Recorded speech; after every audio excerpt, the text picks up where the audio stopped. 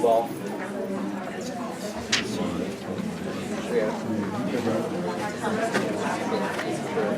My son, he hasn't quite figured out running the bases. Take off first and third.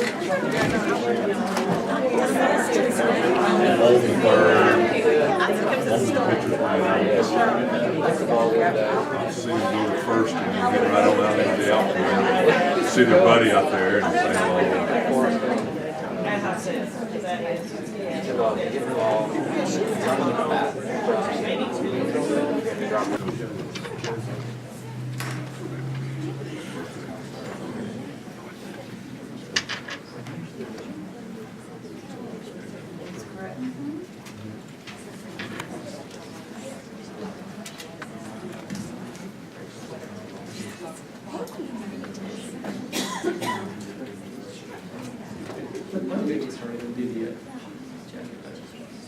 Hey, good afternoon, everyone. We're going to go ahead and get the meeting started. So I'm going to call the meeting to order. And our work session today is focused on discussions with our school partners in Buncombe County, the Asheville City Schools and the Buncombe County Schools and AD Tech. So I want to thank everyone from all the different school systems who are here today to talk with us about these important budget considerations that we're going to be digging into over the next couple of months. But before we do that, we're going to do a short, we have a short item on the Medicaid-assisted treatment for inmates, and Commissioner Jasmine Beach I think is going to tee us off on this item. So I'll turn it over to you, Jasmine. Yes, good afternoon, everyone. This is just a very brief kind of preview item. As part of our pre-meetings, we're sort of trying to preview items that will be on upcoming agendas. Chairman Newman, Commissioner Edwards, and I had requested on May 21st at our public meeting that we get an update related to our strategic priority around responding to the opioid crisis. Both an update on current strategies that are underway, on the update on the syringe exchange project, which we heard about about a year ago, and then an opportunity to share some information also about some of the emerging practices that we're seeing in other communities that were hit earlier and harder by the opioid crisis and sort of have had a longer runway to develop responses. One of those is introducing medicated-assisted treatment, which is considered the standard of care in treating substance abuse disorders specific to opiates these days, into detention centers and jails so that folks who are residents there have access to that standard of care. I've had the opportunity to be in dialogue with folks at the Sheriff's Office and in other parts of the state who are looking at programs like this, and from other states seeing some very early promising data about access to medication-assisted treatment while folks are incarcerated, contributing to reduction in recidivism rates and helping people get connected into a continuum of care that helps them on the road to recovery and which we know is just such a critical journey for folks. So we've just requested that as part of that presentation, we also get an update from the Sheriff's Office about their exploration of what would be involved in piloting a medication-assisted treatment program here at the Buncombe County Detention Center. And just for other folks on commission, you all know I'm kind of a nerd, so I have a little bit of handouts to share with everyone just to provide some basic information. Medication-assisted treatment has been around for a while with access to methadone, but excitingly, in the last couple of years, there have been some real breakthroughs in terms of creating additional medication options, and I think the more we understand about addiction as a disease, both better responses and more compassion driving that. So anyway, look forward to that presentation. A thank you to county staff and folks at the Sheriff's Office and partners in the community and across the state as well who've been part of this dialogue. And happy to talk to anyone, and I'll just leave stuff in everyone's office so folks can have some preliminary info before we have that conversation. Any questions? And that presentation on the 21st will also be sort of an informational presentation. We're not expecting to take any action at that meeting, but we'll get additional information from the sheriff, from staff, and we'll go from there. Yep, all right. Exactly, just discussion level. All right, great. Any questions? All right, thanks, Jasmine. Yeah. And thanks for your work on this. Go ahead and turn budget presentations, and I think the Asheville City Schools are gonna go first. So also just maybe just a quick process question on our end before we dive into it. So I think I saw a couple different things about how long we expect the work session today to go. I think I saw 4 o'clock at one point, but I maybe saw 5 on another. So I just maybe wanted to get clarity on how long are we anticipating the work session to last this afternoon? 4:30. All right, right in the middle. Perfect. All right, we do have a regular meeting at 5 o'clock today too. We need a few minutes to get organized for that. So 4:30 is when we'll plan to adjourn. All right, so Asheville City Schools, thanks for being here, and come on up and we'll get started.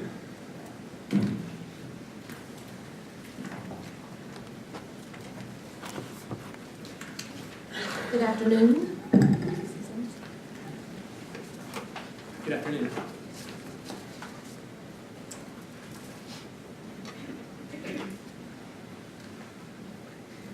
Thank you for allowing us to share our information regarding our needs and desires for Asheville City Schools. I'm Denise Patterson, the superintendent, and I have some of my staff here with me today. If they would all wave, so we can see who we are. So we are all here, and we also have our board chair and our vice chair that are with us here today. Great. Thanks for being here. We will begin with our presentation. I've been given some instructions here. And so I did also receive some of your questions, Chairman Newman, regarding the academic achievement. And I do appreciate our meeting so that we could share some of our information. So thank you for that, you and Ms. Pender as well. We do appreciate that. I just want to talk about our average daily membership. Our enrollment is projected to be for 2020, 4,330 students. And that is a projection enrollment for DPI. And here we have another projection. We are projected to have 328 kindergartners, 1,771 elementary students, 888 middle school students, and 1,343 high school students. And as you can see, it's steadily been increasing, but we have seen a shift in some of our attendance as well regarding our student enrollment due to some students enrolled in the charter school as well. And we do have those numbers there. So I want to begin by talking about some of our needs, wants, or desires, as I mentioned earlier. Mental health is certainly something that is touching our hearts and definitely with our students today. And we do need some support personnel to support our students with their academics and also with their behavior. And so in North Carolina, they now have a title, Emotional Instructional Support Staff, for our students, where they can be provided that balance with academic support as well as behavior support. That is impacting our students regarding their social, emotional, and behavior needs. And we really feel like if we have support staff in place for our students at all of our schools, that we will see our students achieve and that we will be able to provide assistance to our teachers and all of our other support staff who are providing instruction and support to our students in Asheville City Schools. Montford North Star Academy, that is a growing school. Next year it could have at least 240 students. There will be an 8th grade class there. Therefore, we would need 4 teachers to cover math, science, social studies, and English language arts for our staff and our students. Also, Asheville Primary School, it is a magnet school, and the focus there is Montessori. 2 teachers are needed there, as well as 2 teacher assistants. And that program is very unique because it's multi-age, and so as you are shifting with the classes, that is the reason that we need the teachers there, because it's growing as far as the multi-age level. And just a reminder about House Bill 90. We did not change our class sizes. We maintain those at the state average or state size, but just wanted to draw your attention to those class sizes. But in Asheville City Schools, we did maintain the state class size.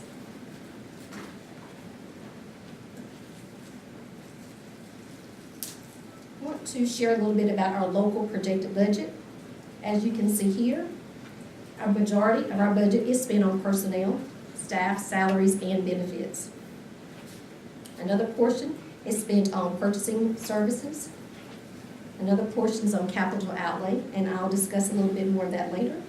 And then we also have some on transfers and supplies and materials.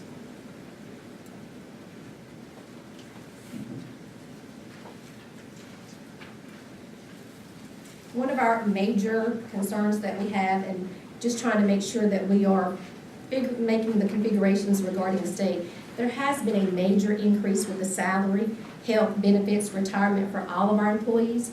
So this does total almost $1 million. And it has increased over the past few years.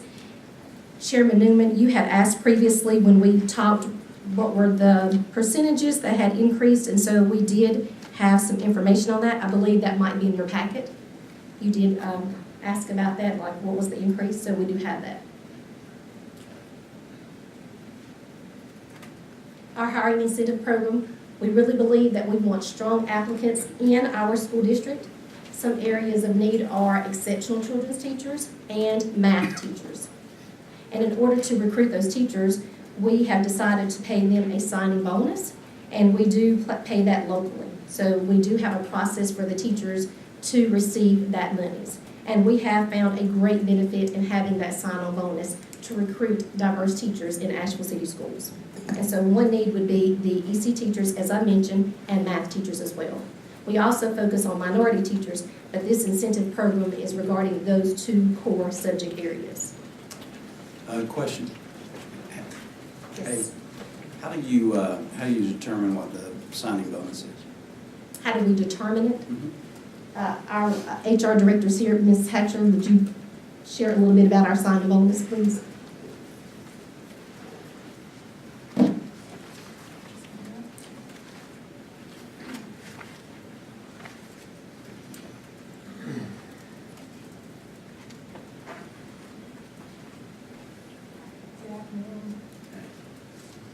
Basically, when our sign-on bonuses, we looked at the needs and how difficult it was to recruit EC and math teachers.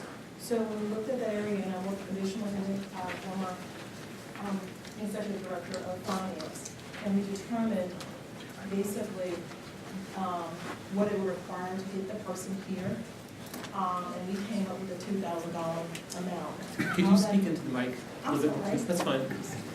I don't know how much that you heard. We came up with a $2,000 amount, and with that amount, what happens is they'll get the initial $1,000 when they come in August, and the remainder $2,000 will be paid in April. I'm sorry, the remaining $1,000. I just gave them $3,000. The remaining $1,000 will be paid in April. That's a good answer. Thank you. Thank you. I have a question, Steve, because I think you'll need to answer this. What sign-in bonus are you paying African-American teachers? Sir, currently we do not have one. Currently, Commissioner Whiteside, we do not have one. In spite of the fact that we have so few African-American teachers? That is correct. Thank you. Mm-hmm.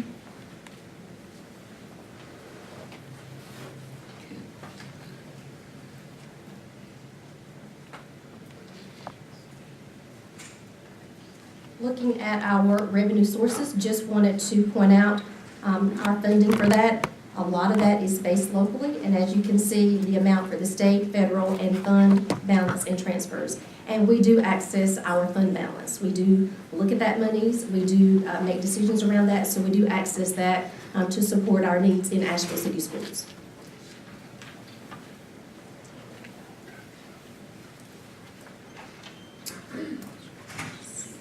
Information on the revenue spent.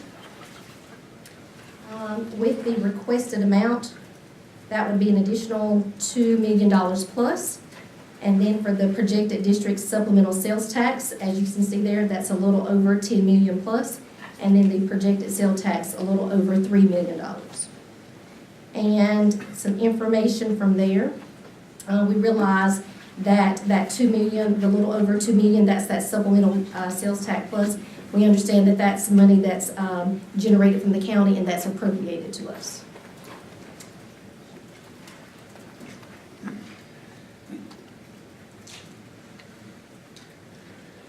And in looking at our charter school numbers, as you can see here, I think this is our percentage that we end up paying for our charter school students.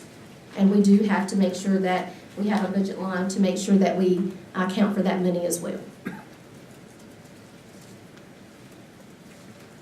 Some of our capital outlay needs, and Mr. Sims is our Director of Maintenance. If he would come up and we will discuss our capital outlay needs.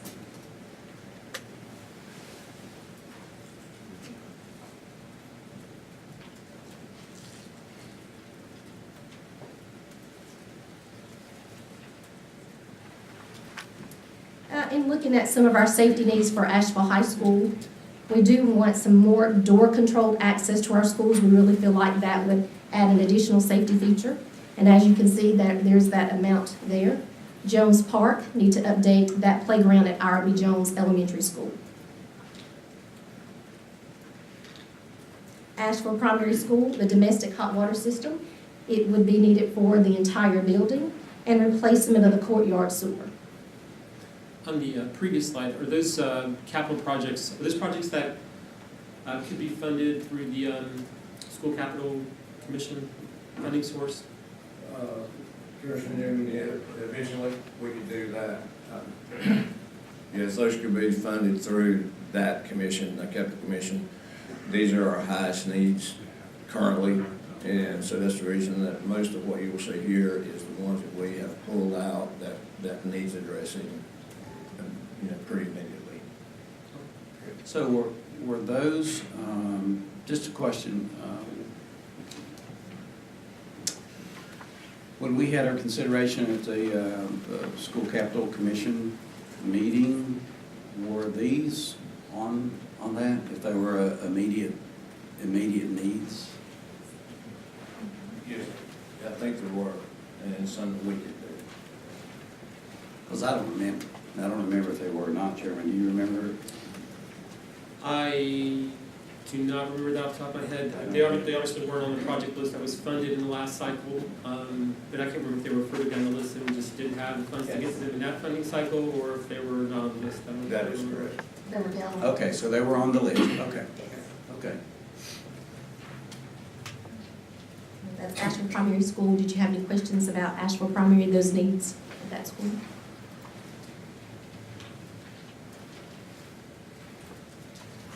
And then Advanced Elementary School, looking at the roof and the drains, mechanical room pipe insulation replacement, also with the circulation pumps refurbishing, and elevator replacement. So those are some needs, additional needs at Advanced Elementary School. And then at Claxton, have our main building roof replacement, and the main building, the north main wall repair that we're focusing on. And so those needs were listed on our sheet. They were just a little further down, but just some upcoming needs that we want to address. If I'm not wrong, the money for these repairs can come out of Article 36, I do believe. Okay.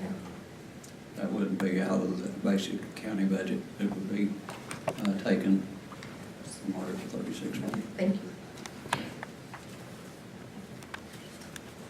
And I did want to also, before I take any questions, just wanted to talk a little bit about our needs and around our achievement gap, if I could just have a moment to do that. And you may have some questions around that, but still wanted to talk about that just a little bit. So before we move to that, Yes.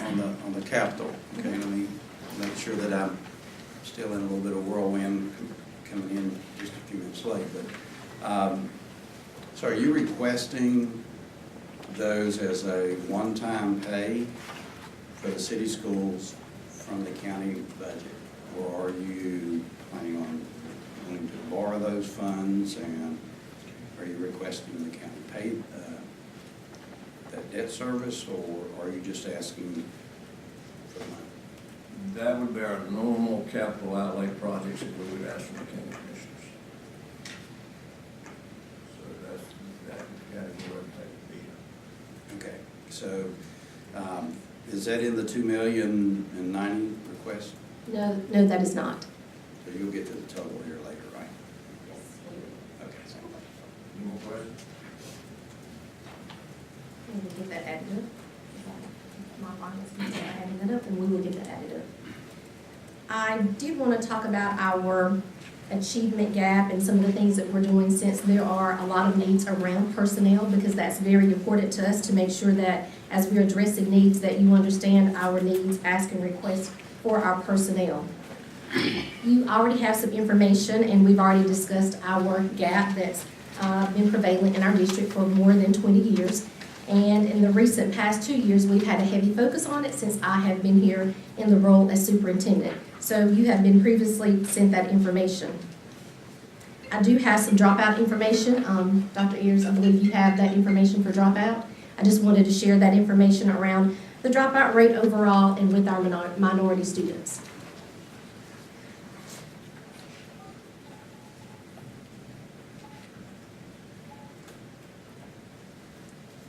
Good afternoon.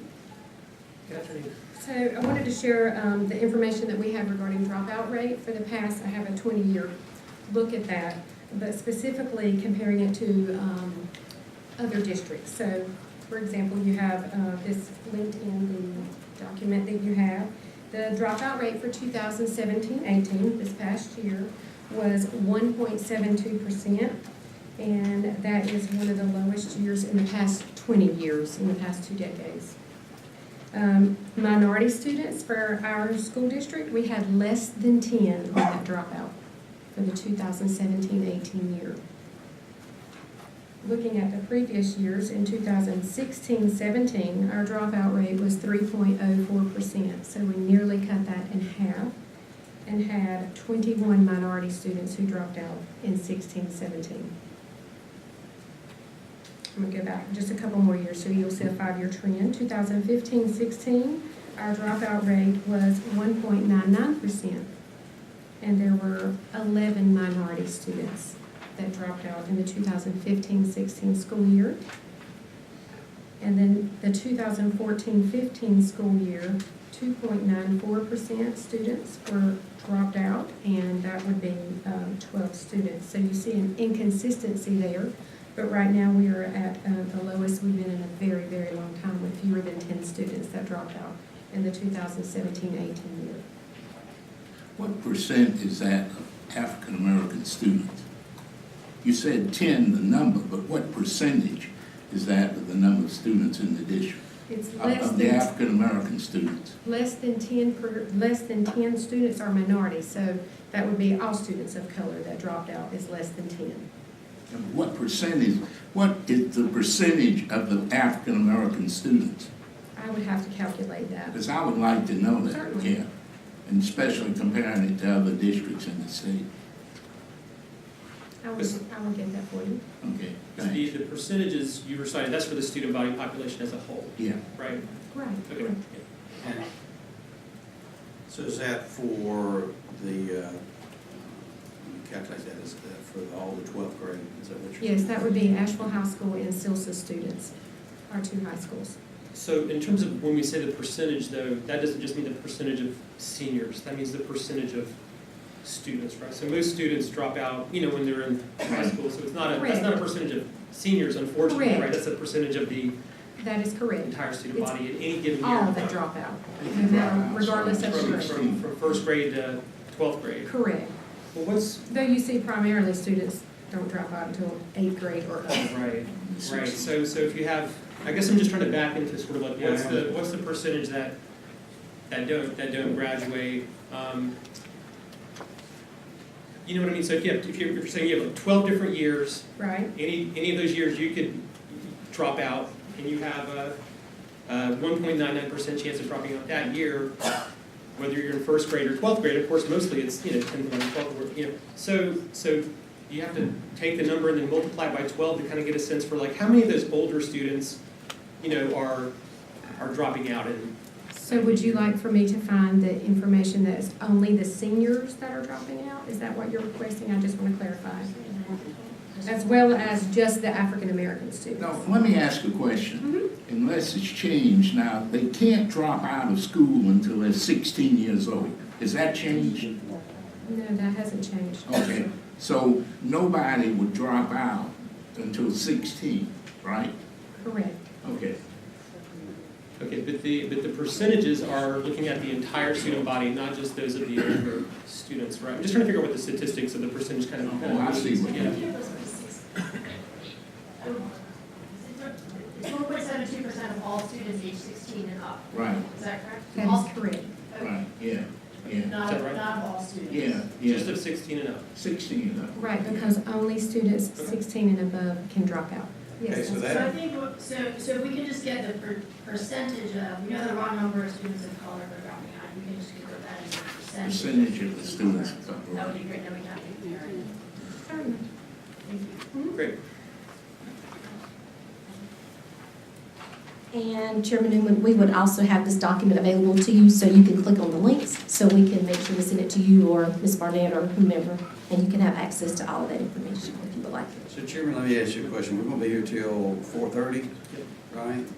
So if they get that answer while we're here and they bring it back, I don't think it'd be out of order for them to come to the podium and give it to us, would it? You know, I just want to make sure each school gets a chance to kind of present their full presentation. So if we get through with that, I think that'd be great, but I don't want to interrupt. All right, that's fine.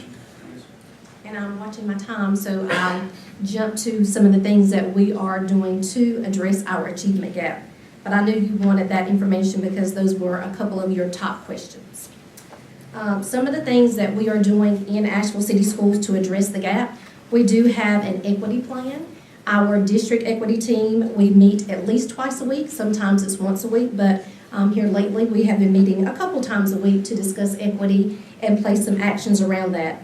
We are continuing to work with the Integrated Comprehensive System, those consultants, ICS. We also have been in collaboration with Dr. Chance Lewis from UNC Charlotte and Dream Builders with Dr. Kinston Griffin. Those companies have really been instrumental in helping us look at equity regarding race, regarding resources, just a variety of things to make sure that we are providing equitable services for all of our students, for all of our staff in our district. And so we do have a plan for that. We also have a district achievement plan, and we review it on a regular basis. We've set goals to make sure that we are attempting to close the achievement gap. Also, each school has a student achievement plan. So whatever the district has, whatever type of plan, we also make sure that each school has one. We have an administrative team meeting tomorrow, and in that meeting, as all of our other meetings, our principals will have access to their student achievement plan. Our district staff collaborates with them, and we actually look at some information. I would like for you to look at some, just one piece of data just really quick, because that's been a question about how do we maintain and monitor that data. So I think Ms. Hett and Dr. Ayers, you have a link that you can allow the audience to kind of glimpse at of a school. We've hidden the school names and student names, but I want you to see how all 10 of our schools are maintaining the data, and then they'll give you some information about how many of our students are performing below grade level that are in the EC subgroup and that are in the Black subgroup, because that has been one of our questions. So if those ladies could come up, and as they are coming up, I will just continue to say that, again, it's a subgroup analysis, and just want you to see that. We are trying to make sure that we communicate information to our stakeholders, our families, parents, to you all, our city council commissioners. So we are making extreme efforts to send out weekly communications and hold equity collaboration meetings with everyone. Dr. Patterson? Yes. Can you explain EC? Yes. It's exceptional children. Those students may have a challenge in being on grade level with their other peers, and so they've been identified, and they are exceptional children, and they can be identified in the area of math, writing, sometimes behavior, reading, so it depends on their area of need. Thank you, Commissioner Edwards. And I will let them just show some information, because that was one of our questions, and then that's my last point, unless you have any other questions.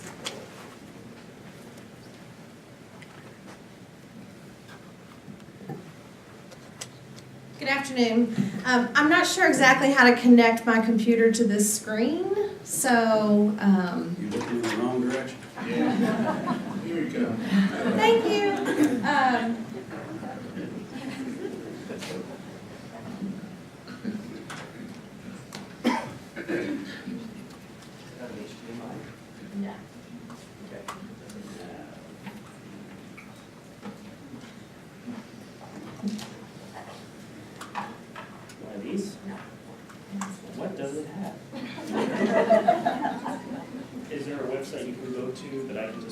screen in the back? Maybe she may have HDMI, I'm sorry. Okay. I have HDMI. Well, then I have an answer for you.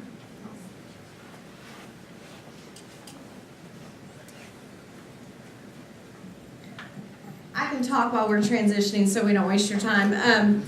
So what we've done is we've created for each school a document that lists every single student by name who is either African American or an exceptional in the Exceptional Children's Program.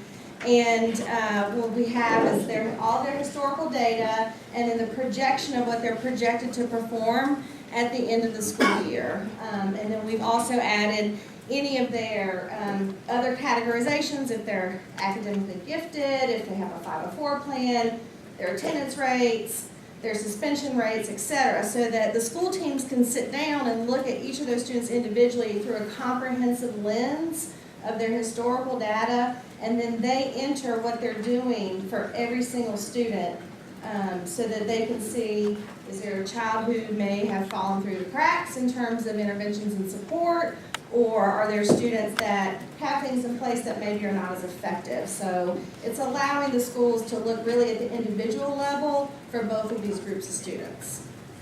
And I wanted to add to that, that there's such depth in doing this, and this is not something that is completed and just left. We revisit this at our administrative team meetings every month so that we are able to hone in on those students, those African American students and those exceptional children that need the additional support. So what you're seeing is an example of one of our spreadsheets with students' names removed and numbers removed. This is a secondary school. So go back to the class. So we're not able to read that, so that. Right, I was going to talk you through. I think I can enlarge it. X. Did you have a question? Did you want us to? No, I just couldn't see, so it's not very effective. So I just wanted to get you to blow it up, and you did. So.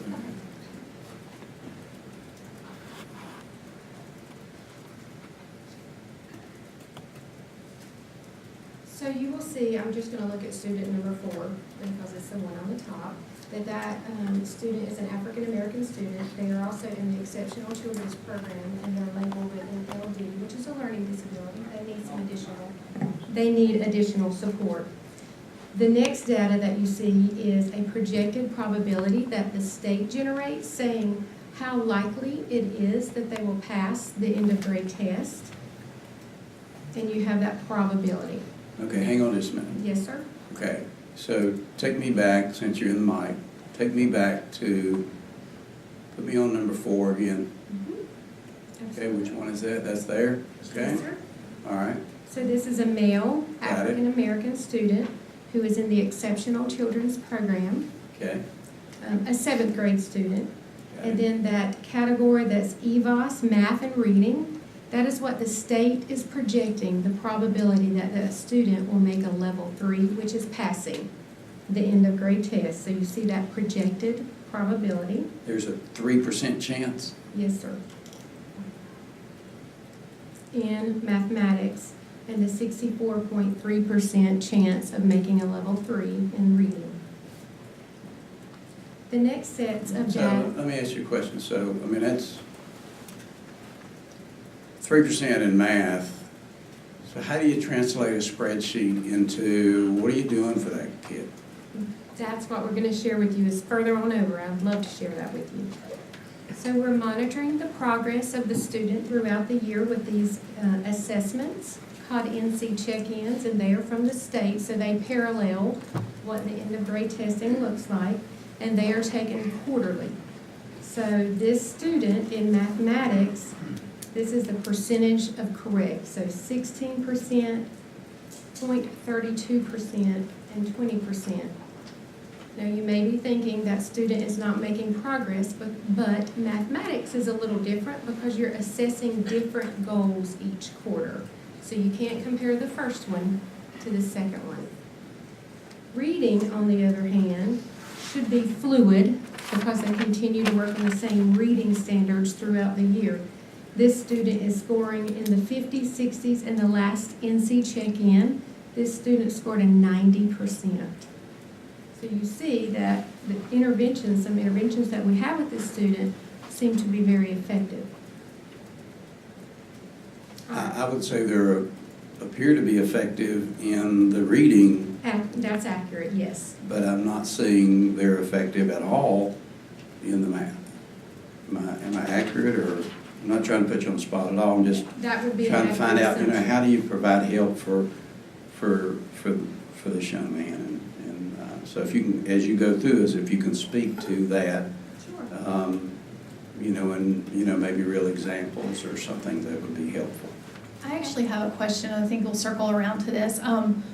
Commissioner Whitesides and I are serving on the Equity Collaboration Committee with Asheville City Schools, and at one of our most recent meetings, Dr. Howard spoke in conjunction, I think, with some principals about some Monday morning meetings that are in place that are really zeroing in on some of these students and the wraparound services that are needed that may be helpful for others to hear. Dr. Howard's here, and he can share that information, and also Ms. Wynn is here, and she can provide some additional details as well. And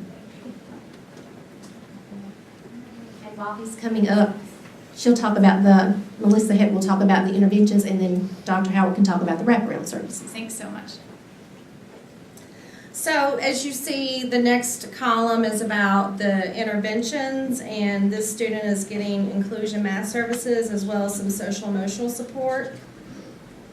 Inclusion is when an exceptional children's teacher goes into the regular ed classroom and the two teachers are there together supporting students. And so I think you're exactly right that what we're seeing is that the reading is growing, but the math is stagnant. So what we'd want to do, or what this team at the school would want to do, is have that conversation about what is working with reading that we can continue to support. It may be that social emotional piece is allowing the student to access more of the curriculum and the instruction. And then why is math stagnant? This student categorization is with a learning disability, so I would suspect that his plan says that disability may be in math, and that may be related to why he's not growing. But some of the things that may happen there is some math tutoring during lunch or after school. We have a great after-school program for middle school students that have some hands-on mathematical STEAM focused IRL program. We may refer the student to that program. So the tool is allowing teachers to really individualize and make sure that those kinds of conversations are happening and that the interventions are put in place for students. Good afternoon. How's everybody? Hope you're all doing well. Thank you for your time. So we are working within our district to provide comprehensive mental health and social emotional support services. One of the reasons that we are asking for more behavioral, social emotional support workers in our district, that does a couple of things. That allows us to hire individuals from a lot of communities that are affected from the achievement gap, and we can put in mentors and support for children there. We also have evolved our gender support plan for all students to make sure that we are covering all issues of identity.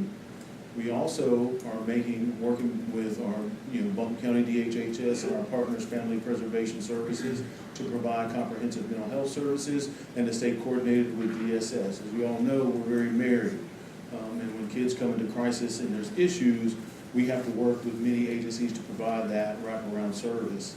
Now, once we get those services put in place and we continue to have effective strategies around that, achievement will improve. However, I want to just be very clear and transparent that all of our agencies need to be together to make these things happen, because right now we're facing, just in February, payer source changes with mental health and with some of our agencies, you all well know. So there's a lot of leaps and bounds that we have to go over to make sure that kids have the full mental health assessments. We are also looking at clinics in schools and increasing nurses. We're working with MAHEC as well for that, on that comprehensive health assessment. As you know, a lot of things affect achievement, from poverty to health inequality that happens here in Buncombe County. But I assure you that we're working very effectively with our community partners and you all to provide those services. And if we are successful in getting what we need to better serve the students, I think that you will see a reduction in the achievement gap and full support for a lot of our students that are affected by those things. So we're working very hard to make sure those things happen and those connections are made. And it's going to take us some time, but we need your support. I believe that it's a community effort, and I think together we can get there.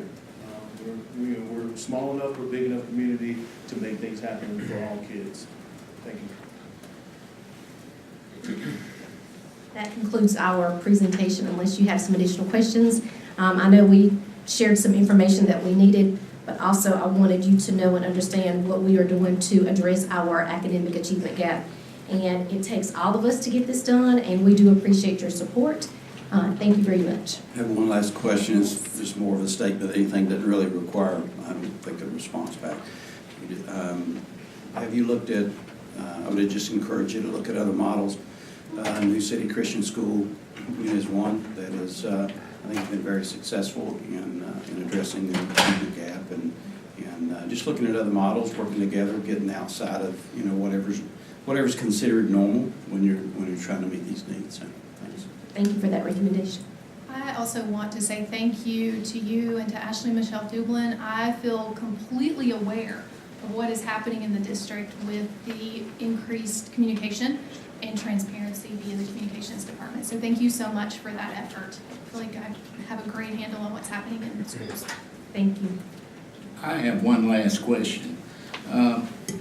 Tell me, when I look at the numbers and I see that we continue to lose to charter schools and private schools, especially when I see the building that's going on in the community, with charter schools, what are we doing to retain these students? Are we looking at why we're losing students, why the students leave the system? I mean, what are we doing, to curb that? Because, it concerns me from a financial point, every year we see requests for more money, but we also see less students. And I know you can't go hand in hand in education, I understand that, but still, I think it's important that at some point in time, we've got to curb this, because if not, if we keep going the way we're going, 10 years, 15 years, we might not have Asheville City Schools. We share your same thoughts, Commissioner Whiteside, and we are continuing to examine our numbers, and we do a lot of promoting with our schools. All of our schools do have a theme, so we are constantly promoting what we have to offer. We do see some students return to our district as well, but that is something that we do continue to monitor. But that's also a trend across the state with students going to charter schools, private schools, or even being homeschooled. So those are our major competitors. But one of the things that we have to do and that we are currently doing, again, we have to advertise and sell ourselves and market ourselves, and that's something that we are currently working on. And as the year approaches for the upcoming year, as we are enrolling students, we've been in our enrollment season, we monitor those numbers, and our team will be meeting to consider what other efforts that we can do to retain our students. So that is something that is definitely on our hearts and minds, because we want our students to stay here in Asheville City Schools. We don't want to see that trend where our district won't exist, and that is not our goal. Our goal is to keep all of our students, but sometimes our families do have some other need or desire that they want. We are a public education system, and there are certain standards that we have to meet according to the state. But that is something that we will continue to examine, and do welcome your collaboration if you have any thoughts or ideas while we're at the table with that. Thanks. Thank you. Thank you, Dr. Patterson. Just a follow-up question around the topic of the achievement gap and issues of equity more generally. Are you all implementing sort of a program that has been tested and tried in other communities and is being kind of custom fit to Asheville City, or is this more of a amalgam of different strategies that are being pieced together? I'd like to be able to learn more about it. I appreciate the work that Amanda and Al do in that community, just to really get up to speed. And if you could speak a little bit more to sort of that kind of 30,000-foot view of what's driving the work around, particularly that question of racial equity and closing the achievement gap.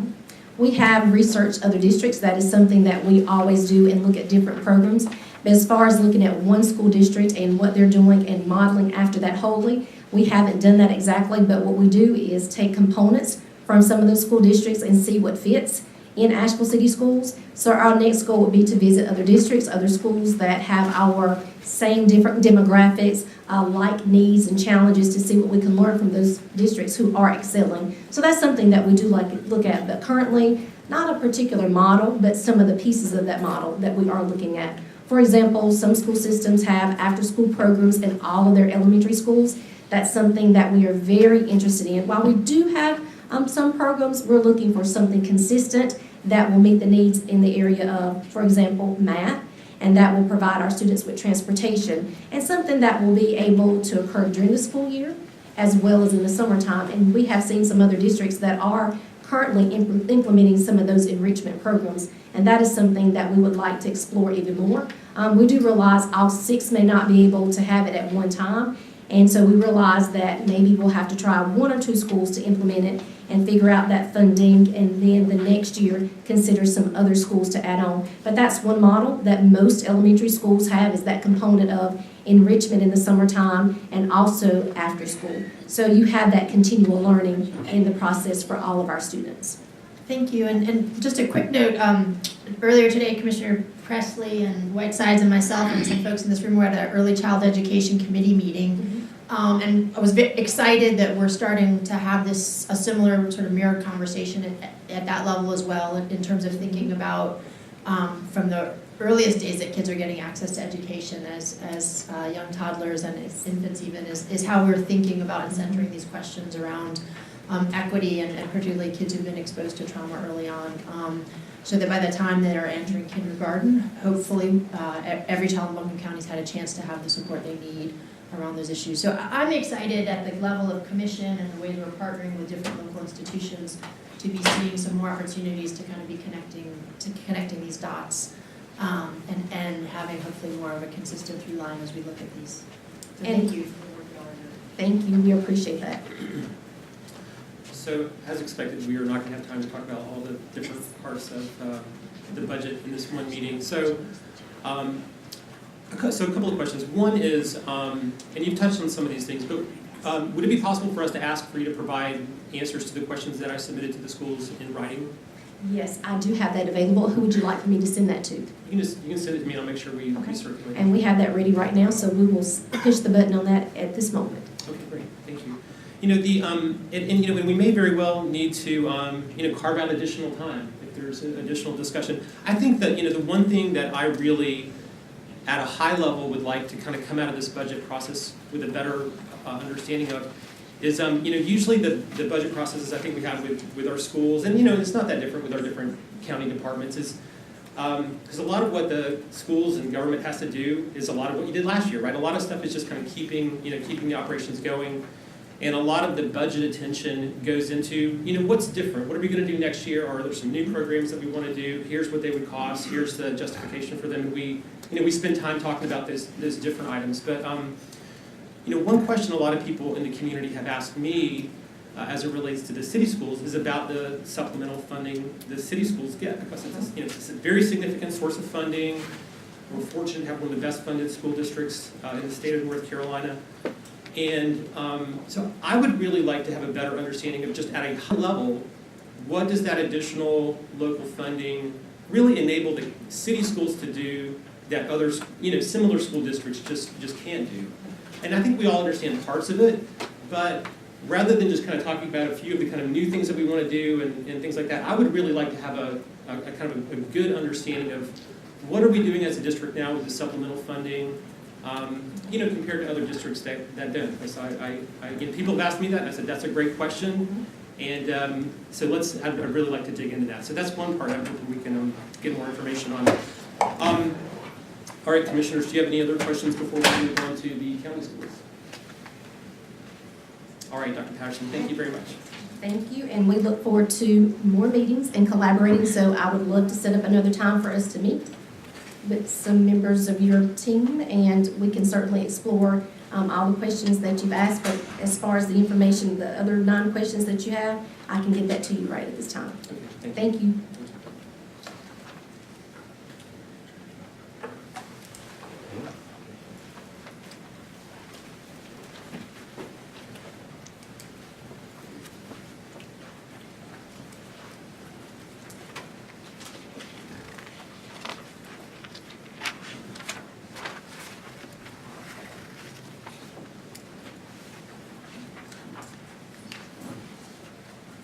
Everybody have a copy of our PowerPoint in front, because I know it's difficult. We're going to put a lot of data, put some graphs and numbers, so I think for accuracy purposes, having that in front of you, certainly copies are available for anyone in the audience that wishes to examine these further.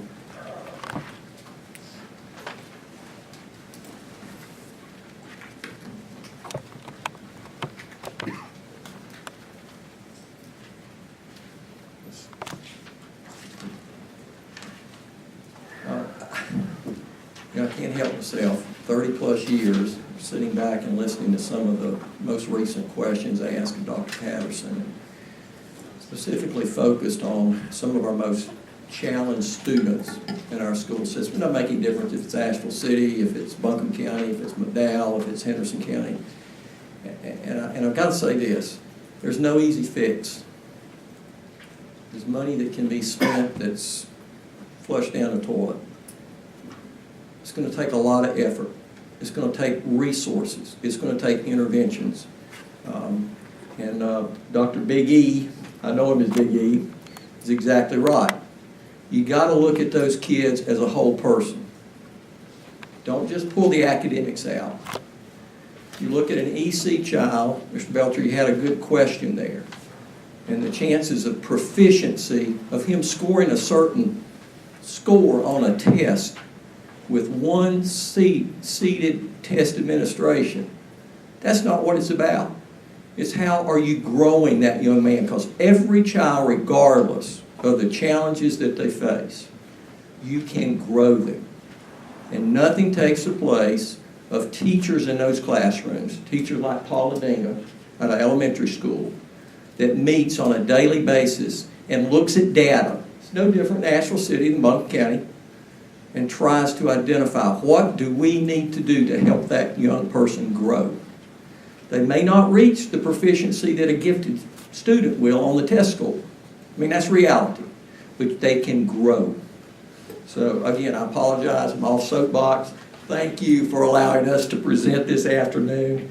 I've got numerous district level leadership staff. I also have 6 of our 7 board members here. I've got a lot of info for you. I'm not going to take the time to introduce them, but I will say that at certain points in this presentation, I may ask them to clarify and give a little bit more data to what I present. As I go through this presentation, please feel free to stop me, ask questions, let me clarify to the best of my ability. Again, a lot of information I'm going to put in front of you. So let's get started. Slide 1, Ms. Lopez. Ooh, that's blinking at me. That's like a, ooh, how about that? It looks okay from a distance. School performance. This is a significant indicator of what we as a county and as a community invest in. And while it's not the only indicator of success, it's a very important one. And our performance, if you look at that particular slide in front of you, our performance is measured under the guidelines of federal legislation called ESSA, where Every Student Succeeds Act. And within that focus, we have identified subgroups. And I'm going to show you from a proficiency and growth standpoint what our subgroups look like. In total, there are 23,400 students in Buncombe County schools. We are the 13th largest school system in the state. Under our subgroups, we have 6 that are based upon ethnicity. In Buncombe County schools, less than 1% of our students are American Indian. 1.3% Asian, 6.8% are Black or African American, 17.4% identify as Hispanic Latino, multi-race, 2 or more races, 4.5%, and then our white or Caucasian students, that population is our highest, it's at 69.7%. Now, sometimes I get this question because we have a pretty significant population, especially in the urban district, of Moldovan and Ukrainian students, and they also fall under that category, because I do get that question asked. They fall under the subcategory of white, subgroup of white. Now, this is important to understand too, because when you start talking about achievement gap and gaps, you got to go beyond ethnicity. And we've got 3 categories where any one of those students in that ethnicity group could fall. And the first is economically disadvantaged. In fact, that's one of the primary concerns we have in Buncombe County, because 50.3% of our students fall under economically disadvantaged. Doesn't make any difference what color their skin is, but they fall under some real challenges from a socioeconomic standpoint. We also have English language learners, students that come to us that barely speak English. And that equates to about 7% of our students in Buncombe County schools. That's a challenge.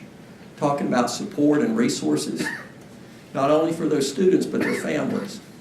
In most cases, the children speak much better English than the families. In many cases, the students become the teachers for their parents. Students with disabilities. And I want us to pay attention to that subgroup. 14% of our students in Buncombe County fall under, and you heard EC, exceptional children. Students with disabilities, same category. So those are the subgroups that we're going to look at. Next slide. You have to really take a look on your paper with this one, because I apologize. It's hard to read that. It's color-coded. We're going to do the best that we possibly can. Now, remember proficiency. And I showed you a formula previously, 80-20. And that's important, because as we are measured on performance, 80% of that grade is on proficiency.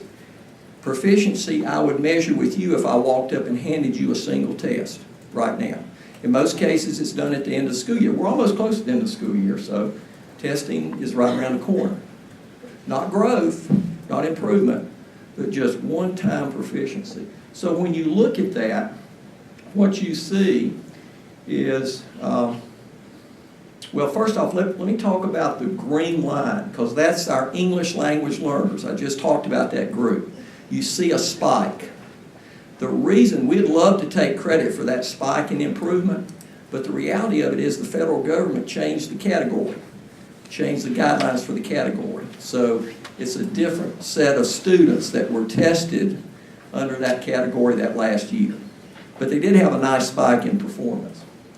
The other thing that you'll see if you look at that, and again, that's reading for Buncombe County school students, and it also measures 5 years of proficiency, and it's compared on the right side with the state average.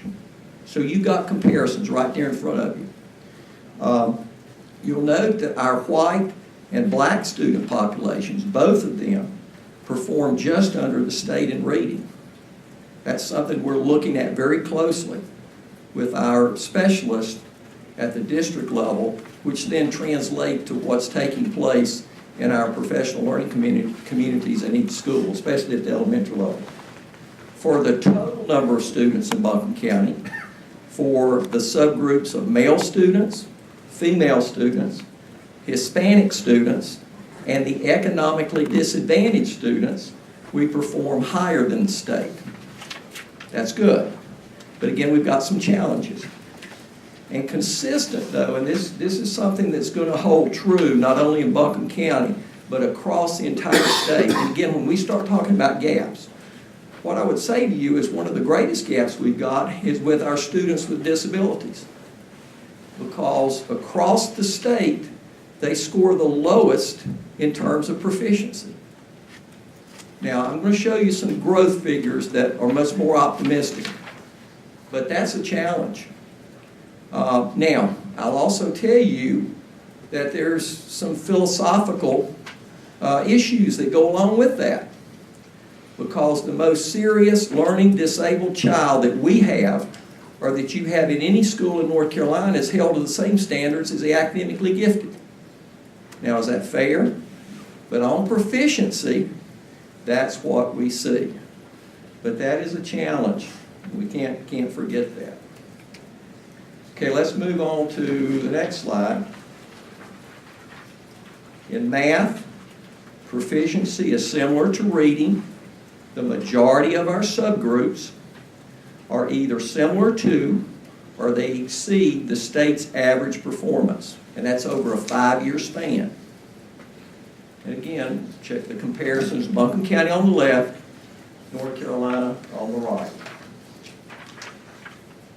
Next slide reflects high school biology proficiency. And as you can see, and I can promise you as a former high school principal at Reynolds High School, we've struggled in years previously with biology and with that biology test. We've struggled to reach the state averages. That says we've experienced significant improvements in more recent years and compare overall quite favorably to the state's average. Now, again, we talk about new programs. I heard that reference. One thing that has a lot of promise for us in Buncombe County are STEM labs that we've begun in the kindergarten, that are in all of our elementary schools. And even though it's not tied in directly with the biology exam that they take 10th grade, I believe it'll have an influence. Again, the key is providing those programs as early, that support as early as possible in that child's educational career. Dr. Baldwin, Yes. I have a question. So I'm not familiar with all these different specific tests. So biology and science, is there a separate science in your test? There is. There is a the science test, Ms. Warner, make sure I'm on target, is administered at the 5th grade and 8th grade. Okay. And then so, with reading, there's also a separate English for different grades as well. English reading is grades 3 through 8. Math, grades 3 through 8. Now, once you get into high school, there are more specific courses. Math 1, Math 2, Math 3. English 2 is the measure at the high school level. So the presentation doesn't hit on every single test, but it's just kind of showing us some Right. examples. We would be here another hour if I put everything up there. But I just want to show you, we do have that information. It gives you a comparison that I think is very valuable. Where are we? Because when you allocate money to us, there's an accountability factor there. We understand that. So performance is important for you as well as for us. I have 2 questions before moving forward. Sure. Has this data, particularly with the economically disadvantaged students, been broken down by race in the same data run in terms of test performance? We can. It normally does not come like that because, again, we could have a student that falls under the American Indian population. But now, again, you've got to remember there has to be so many administrations of a test for that subgroup to even exist under ESSA. Sure, But we could break that down to show. That might be helpful so we can Sure. compare what we've seen from our previous presentation Sure. to this. We could. My second question is this also broken down and can be shared by sub-district within Buncombe County schools? Irwin, Owen, North. By schools, absolutely. By sub-district, or if that's what you call Well, it. If I need to call it something else, I'm Well, happy there's to. 6 districts in Buncombe Yes. County, so we could look at it by district, probably a better. That might be better than the other, but it may be helpful. I mean, 23,000 students, and putting them all in here may not necessarily give us the most accurate picture of what each district. It's going to certainly show you some different challenges Incredibly in different helpful, districts. at least for me. Okay. Thank you. Now, I talked about proficiency, but I'd also argue that when that 80-20 formula was devised, it put some of the communities that were just referenced at a tremendous disadvantage. because if you take, especially in low socioeconomic areas, you're going to find across the state, and I could have brought about 10 slides to show that statewide, that there is a direct relationship between those scores on proficiency and the socioeconomic status of those students. Very clear direct relationship. So the good news is, in both the House budget that was recently passed and what I understand from the Senate budget, that in both of those they have integrated a change in the formula, 50-50, which we applaud. 50% proficiency, 50% growth. We're going to talk about growth, which I would argue is the most important thing to talk about, because that's what learning is based on, your improvement, your growth.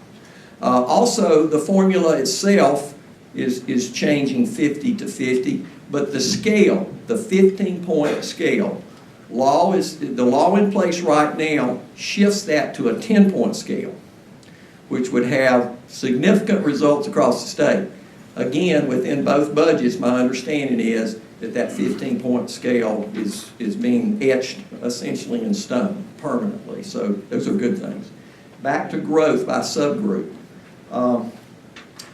What I would say to you is that I'm going to let you read the language on the table below. This is color-coded.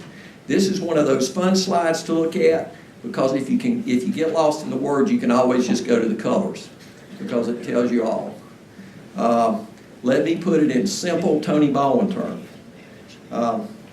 Simply put, green means that we met expectations for growth for that particular subgroup.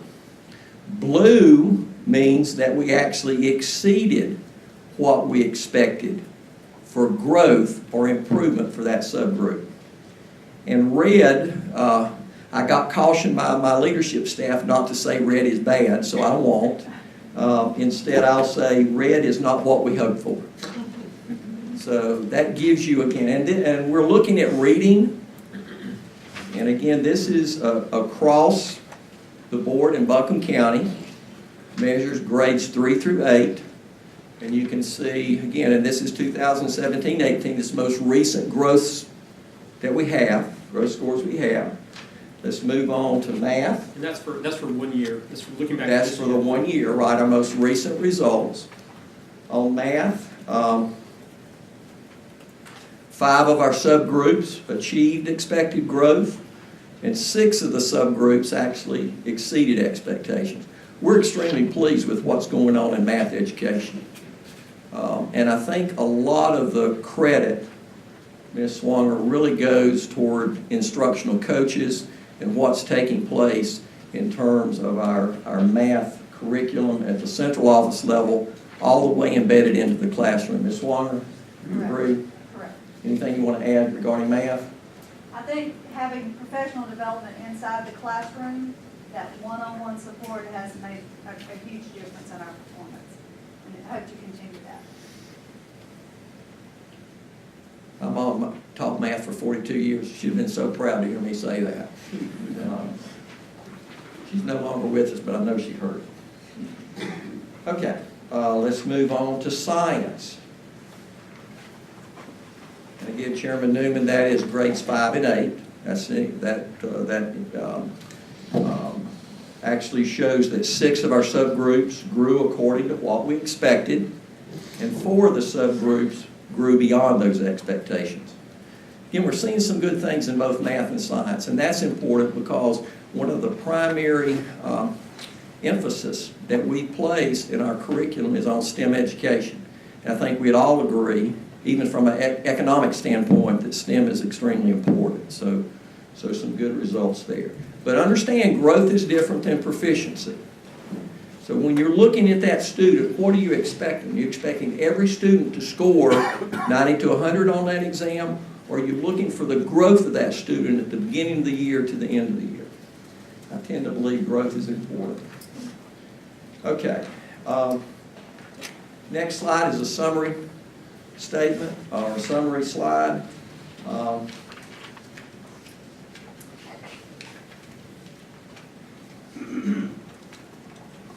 I was thinking about this last week. My mentor and a former superintendent was a gentleman by the name of Dr. Frank Yeager. He'd been a successful superintendent in about 3 different states.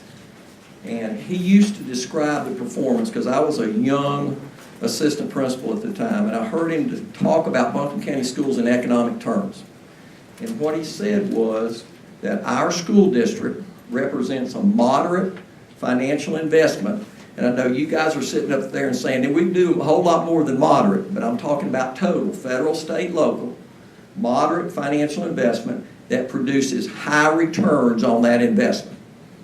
I thought that was a good way to put it. Now, he said that over 25 years ago. My belief as superintendent is that that hasn't changed.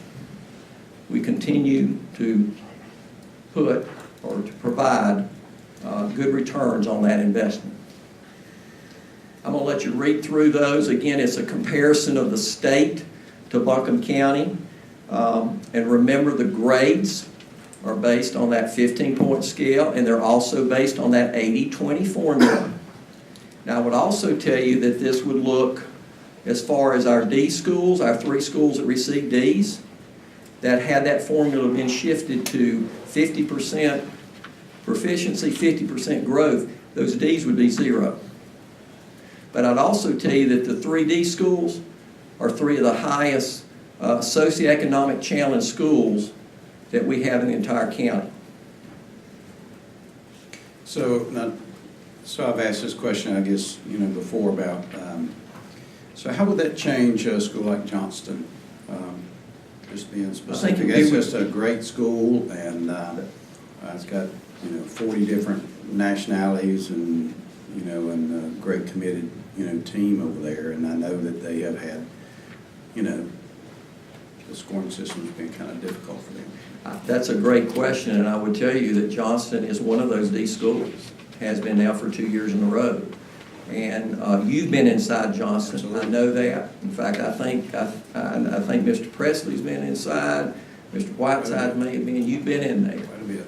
So, and I think you would agree with me that you cannot walk into a school anywhere in Western North Carolina and find as hard a working, dedicated staff as you find in those schools. Right. We literally, last year, I walked into school 3 times after there had been a shooting in the nearby housing. Now, that's what those kids are facing. Walk in the door, normal day, and they're driving past police cars and a death. That's challenging. That's going back to the whole child. That's going back to the emotional health, the behavioral health that both of us are saying we need some help with. Back to your question, it would change it. That D would go on to a C because it's growth. It's what we should expect for those kids under that type of challenge. Are current EOGs based primarily on proficiency versus growth? I am so sorry. Could you ask that again? Are end of grade testing, are those results not based primarily on proficiency versus growth? That's correct.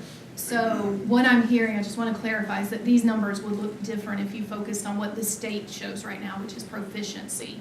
We're showing growth to us, but state looks at proficiency. Right, but what I'm saying, when you go back on the grades themselves, that's not growth, but the grades. Johnson Elementary was one of the 3D schools.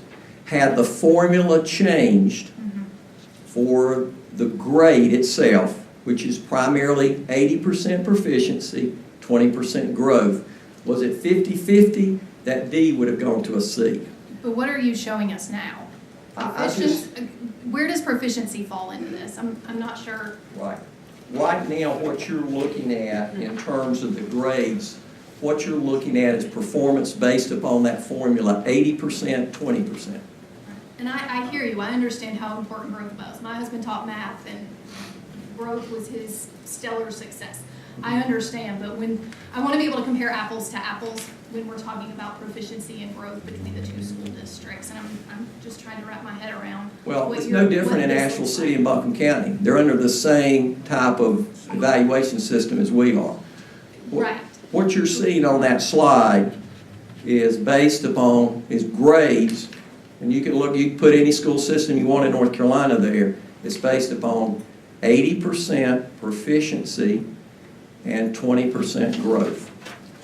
But the previous couple of slides. Were those growth looking just- entirely. Right, so those were looking just at growth. Those This were is talking growth. about kind of the current status. Right. Quote. The latest slide I gave you, the return on investment, that has to do with the grades based on the formula. It's not just growth.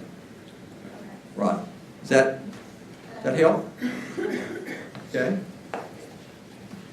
All right, I'm going to show you two slides that I think are absolutely crucial to see and understand, because it justifies statistically. This is out of SAS, out of Cary, North Carolina, who's internationally acclaimed for data analysis.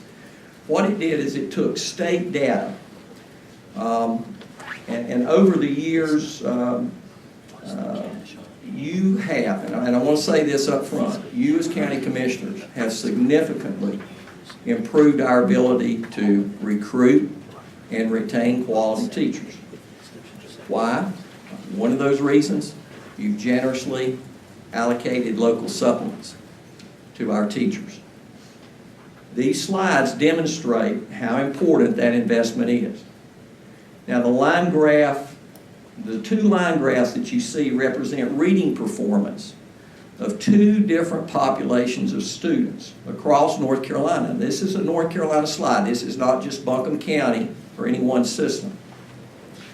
Both groups represent the students on both lines. They attend both 5th grade and 6th grade, 2 consecutive years. But here's the difference. The students on the blue line, the higher line that you see, were taught both years by highly qualified teachers. Where students in their classroom, their average in their classrooms exceeded growth. That deems them as highly qualified.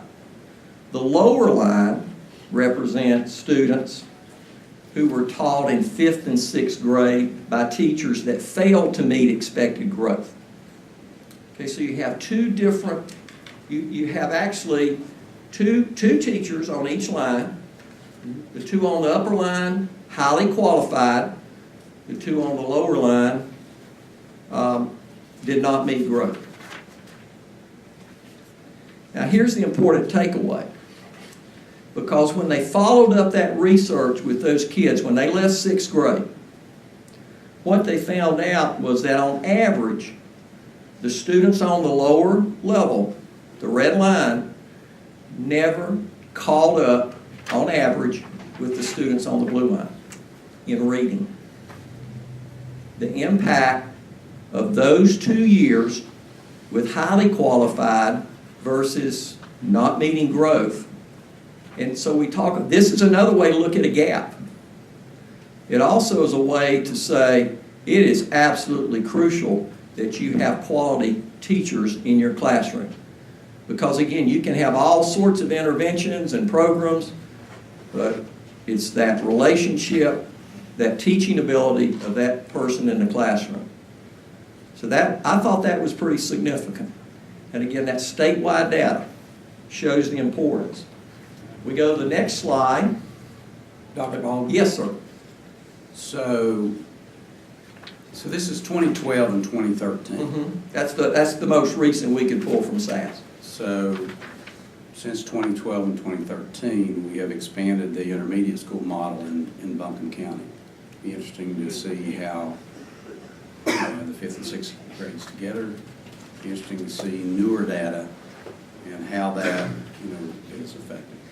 I think that's a great point. I think it would be interesting to actually see what our data is for those intermediate schools, because again, logically, you would think you have those students, 5th and 6th graders, in the same building, and you have the opportunity for those teachers to talk together, to plan together as they follow those students through. So absolutely, that would be very interesting. Now again, talking about a gap.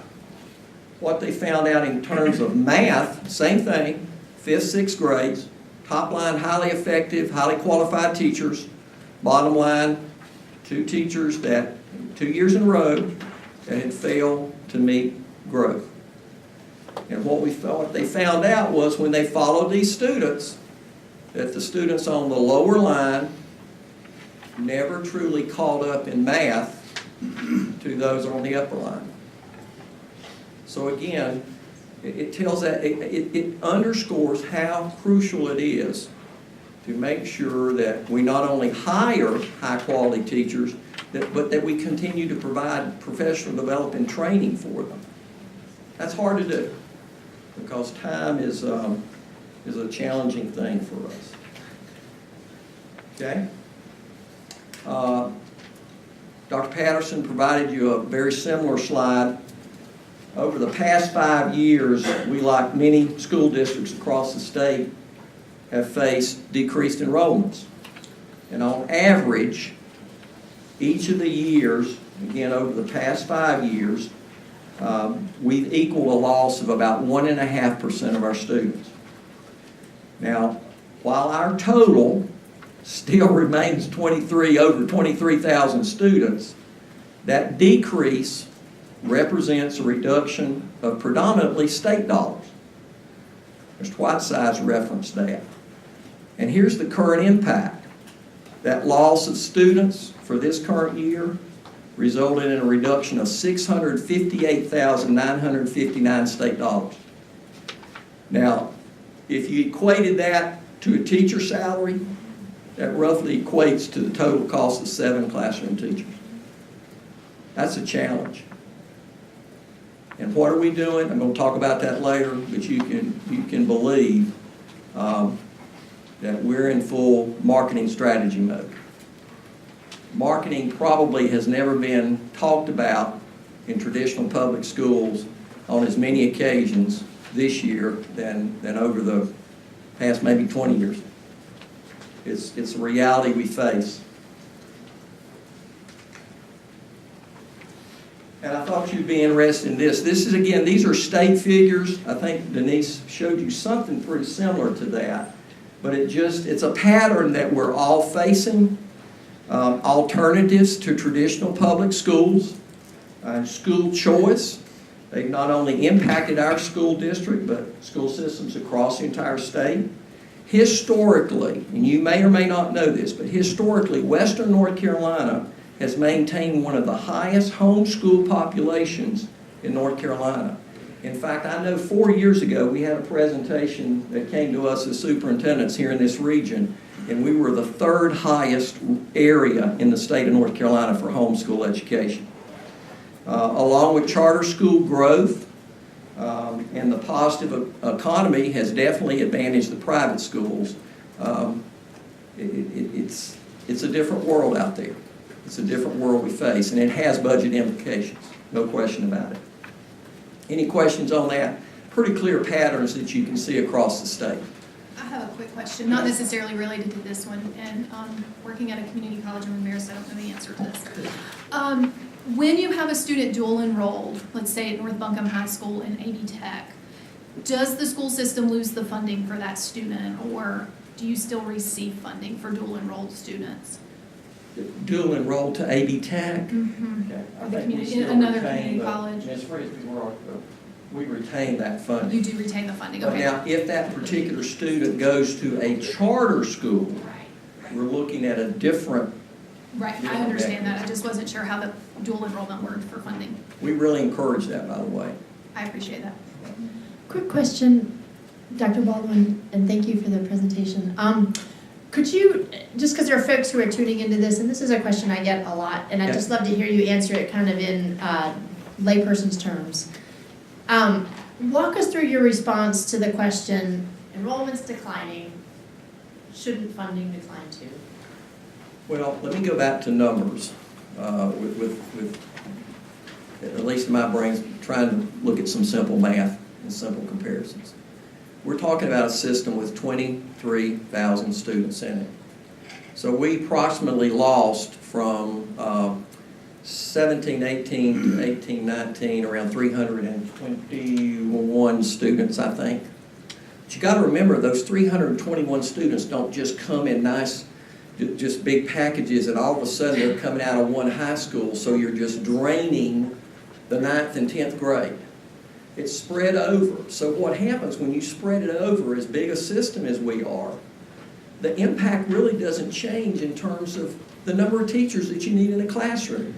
It could possibly change a Johnston Elementary from, in a third grade classroom, it could change 25 students down to 22 students. But you still need one teacher. You just don't eliminate it. So, but it's hard to understand. That is a question I get too, and it is difficult to understand because you think, it's a direct relationship. You lose that many, you lose those dollars, well, you just simply lose that many staff.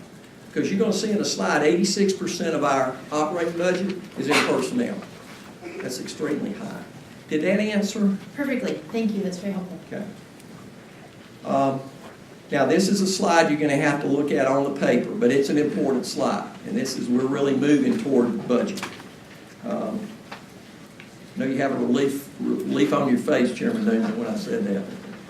As you can see in this slide, our current per student expenditure, and this is state, federal, and local funds, is $9,408. So in the upper bracket, you have Buncombe County broken down, and below you have the state average. So you can follow that in terms of state, local, and federal.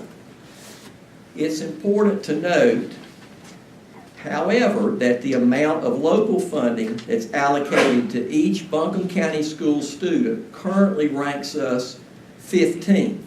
If you looked at it total, we rank 57. Federal, state, and local, we're about the middle of the pack. There's 115 school systems. But when you look at local, we're ranked 15th. And it puts us as one of the highest districts in the state. In fact, and this is a really good, feel-good slide for you. I don't know how that equates in dollars, but this is a feel-good slide for you as commissioners. And for prior commissioners that sat in your chair, by the way. Over the past 5 years, the amount of local dollars you have provided our students has increased over 36%. Now, I'll also argue we needed every dollar of it because we've got state and federal funds that are moving in the opposite direction. But as a county commission across this, compared to your peers across the state, I think that's a very powerful statement that you've made about public education. So I do want to add that in. You may also be interested in knowing how we rank compared to fellow school districts within the Mountain region. Dr. Patterson and I belong to Region 8. That's about 15 school systems in the western part of the state. Our total per pupil expenditure is a bit above our neighbors in Haywood and Henderson. Compared to Asheville City, there's a considerably different results. In fact, the average expenditure is around $2,800 higher than students in Buncombe County. Again, the difference of $2,800 per student between Buncombe County students and Asheville City students. I don't say that in any way, shape, or form negative toward Asheville City. In fact, I applaud that. I applaud what the city government has done in terms of recognizing the importance of education for the city. But this is the reality in terms of budgeting. So I wanted to share that with you because comparisons locally are important. Any questions? Is this good information? It breaks it down to the best of our ability. It's really good information. Just real quick question. Why is there the difference between our school system in Buncombe and other counties around the state in terms of state funding? Isn't it, so, and I'm sure it's probably a long answer, so I don't want to take much of your time on that, but why are we ranked so low in state funding, relatively? Well, there's some incentive type funding that goes for the particular low county funding that comes from the state. If you meet a certain criteria with your numbers, then you get additional funds. That's one. Right. Federal government can, the federal funding can change considerably. That can fluctuate depending upon the particular demographics in your county. Thank you. Yeah. Okay. Now our next slide is one of my favorite topics, fund balance. And I know you know this, but Buncombe County school policy calls for the equivalent of 1 month's operating expenses to be held as unrestricted funding for each school year. Okay, unrestricted funds. Just to give you a number, for Buncombe County Schools this year, that is about $4.8 million. That's 1 month, and it's local current expense. 1 month's operating expense is $4.8 million. This slide indicates, because this is over 5 years, a pattern of ever decreasing fund balance that is available to carry over to the next year. So just to help you read through that graph, where you see the number, the dollar number up at the top of that graph, at each point that represents the dollars that remained at the end of the school year, undesignated, that could be utilized the following year. Okay? I had to work on that because I had it absolutely backwards. But the dollar figure is what's left at the end of the year, not designated, to move forward. Our projection for the current school year is $2.5 million of undesignated fund balance. That's the target. That's what we project. We've got a lot of 4-leaf clovers in Ms. Frisbee's office, but that's what we're shooting for. This current year in particular has been a tough year. We had a higher than projected state retirement rate. I think you were aware of that. That was $254,000 that we weren't expecting. We had unanticipated principal salary raises, and we're thankful for that from the state. We cheered our principals; they deserve every dollar of it. But that was $175,000 unexpected. We had utility costs increase. That had to impact Buncombe County as well. That was $378,000 in utility rate increases this year. And we had a reduction of $500,000 to the local request that came to you last year. Dr. Baldwin, hey, I just want to do a quick time check. I think we have about 10 minutes left before we're going to need to go to A/B test. Okay. I just kind of wanted to flag that. I'll scramble as fast as I can. Great. The challenge of meeting that requirement is very difficult, if not impossible, to meet that 1 month's operating expenses. So I want to put that out there. I also want to say that part of what I think all of us dealt with this year is the climate and the weather. Serious issues of flooding in the eastern part of the state. It's delayed funding. We are still, by the way, waiting on federal funds that normally come to us in January. We still haven't seen them. So you've got to have fund balance in order to forward fund for that. You ask why we need fund balance? This is a great year to see why we need that. The next 2 slides are familiar to you. I'll cut these short. You can see that, again, we depend predominantly on state funds, 63%. Next highest source, local funds that come from you, the commission. And finally, 8% of operating funds from the federal government. I'm going to stop here again just to talk about the timeline, because this is crucial for me to hopefully make you understand that we are in a timeline dilemma. All 3 of us, when we come up here in front of you, that state budget, all we've seen is the governor and the House. We're far from seeing the Senate or what the final budget's going to be. May not be till September, October. We don't know. But we're giving you numbers that are crystal ball projections. So what I would like for you to think about is the opportunity for us, once that state budget is finalized, to return back and basically let's review these numbers, because the significant amount we're going to ask you for has to do directly with the state budget.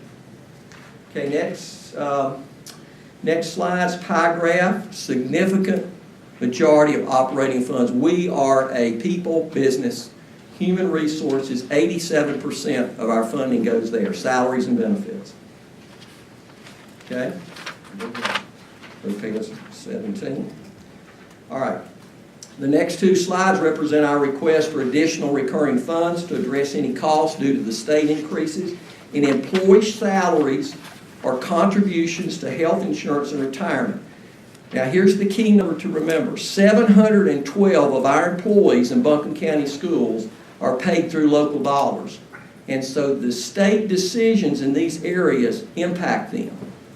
And these are the same categories of requests superintendents decades ago stood in front of a commission and asked for. It's going to come to you every year because of the need to cover state increases in those three areas.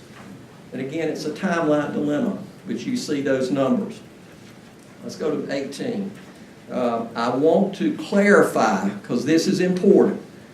You see up there on that bottom line a request to maintain 20 current instructional assistant positions. Because of reduced state funds, depleted fund balance, I've shown you that. And by the way, the tricky part, Dr. Pender, I think you'd agree with me, is it's not appropriate to use fund balance to pay for recurring costs.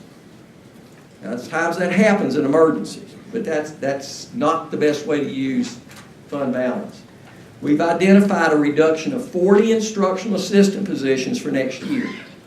In kindergarten through third grade, we currently budget $8,470,440 for 232 instructional assistant positions. The state covers 192 of those. That's all the state funds cover. That leaves 40 positions not covered by local funds. And while what the state did do with the K-3 mandate you saw with Dr.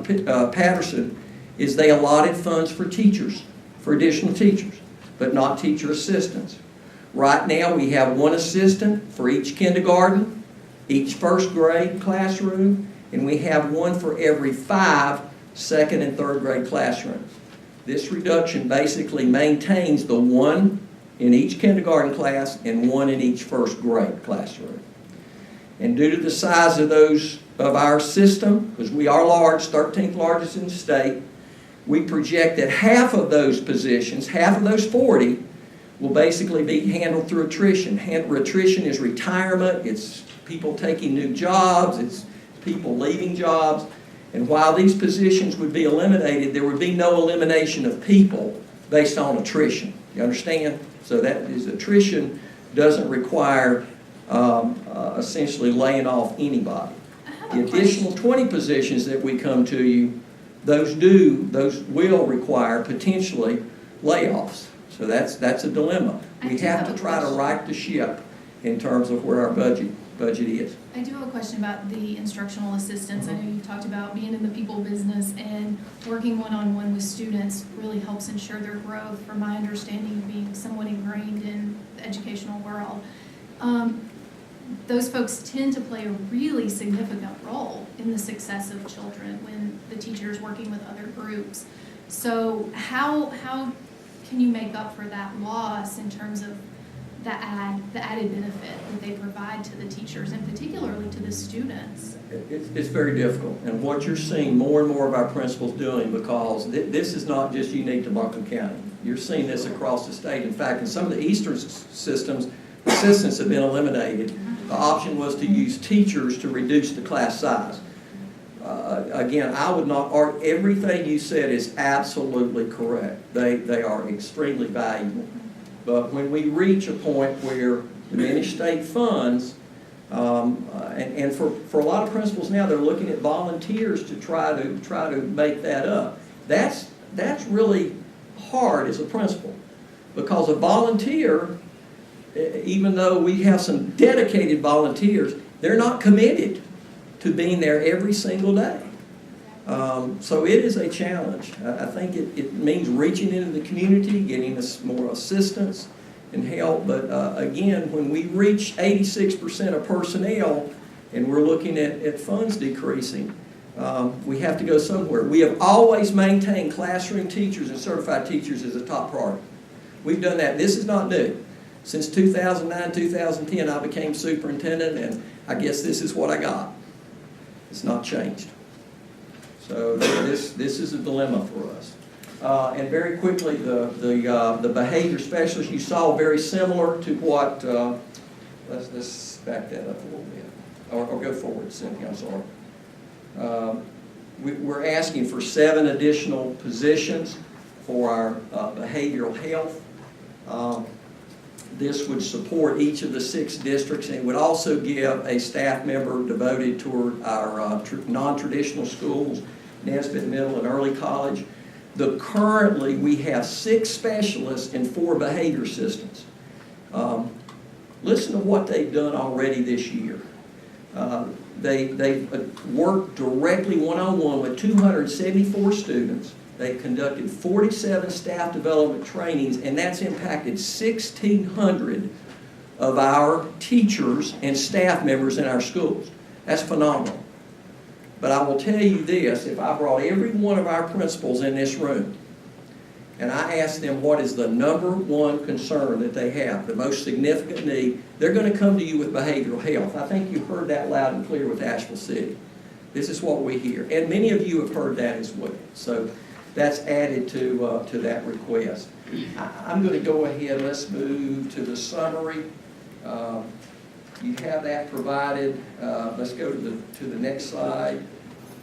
We talked about retention strategies. One thing I do want to or ask you to see is that we are looking at opening a virtual academy, and that virtual academy will allow us to have some online courses to attract, especially our homeschool population.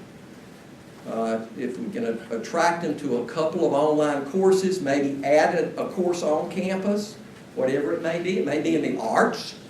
It may be an ROTC. It may be it may be a core class.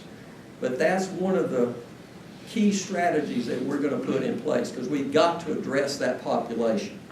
Global Ed, we now have a dual language program in every one of our 6 districts, and it's one of the hottest items. We've had parents, by the way, call us with 2- and 3-year-olds wanting to make sure that they're on the list for the dual language program. That's powerful. We're a large system. Thank goodness it took us years to get there, but we're there.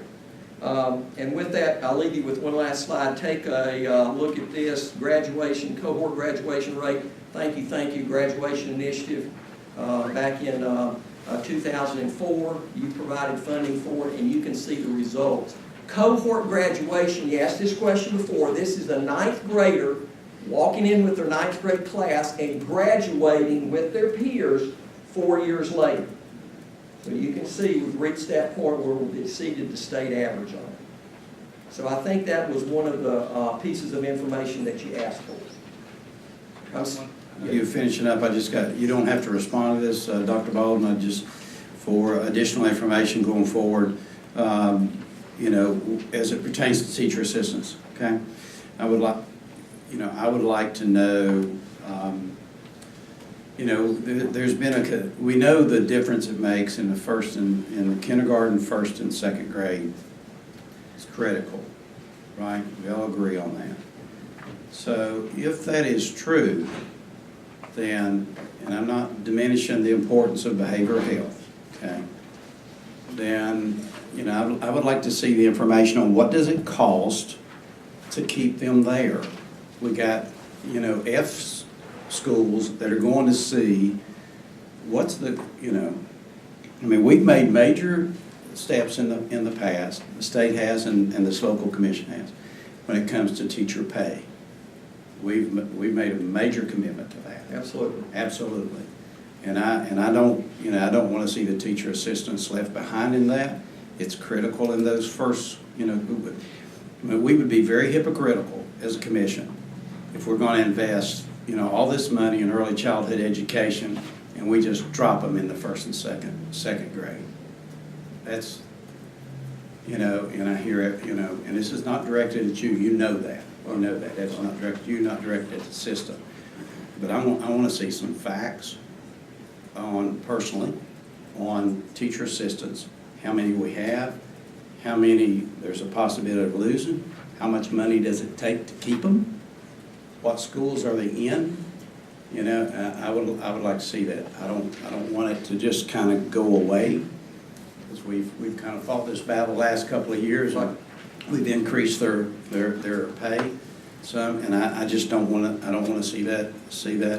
I'll be glad to get you further information. I mean, we need to dig in on that a little bit, and we don't need to. I don't need to point fingers anywhere else on what that is. Let's look at the math and look at the numbers and see So commissioners, we are a little bit past time. We may need to go a little bit past 4:30 to make sure we give Amy Tech all the time they need to. I Are there would other? love to schedule a follow-up, since we've had a number of conversations with Dr. Patterson. Yeah. I have some follow-up questions on racial equity and what Buncombe County Schools happens to be doing in terms of hiring diverse teachers and signing bonuses, et cetera. So I think a follow-up may be really helpful. I have a lot of questions. I would agree with that. I personally agree with that. So when we get through everything, we'll kind of maybe do a quick debrief on kind of what's next in terms of follow-up on education funding. I would also ask Dr. Baldwin, the list of questions I sent to the city schools, I sent basically the exact same list to the county schools, with like one difference that just was not relevant to the county schools. But yeah, it'd be great if we could get written answers from the county schools on those too. I know that you just got it, so I wasn't expecting all that to be organized from either district today. Necessarily, but it'd be great to get that. I'm sure we would love to read that information, and then we'll talk about kind of what other questions and information folks would like to get over the next. We're working on that. Thank you very much. Any other questions, folks? Feel like burning question you got to ask right now? All right, and AP Tech is up next.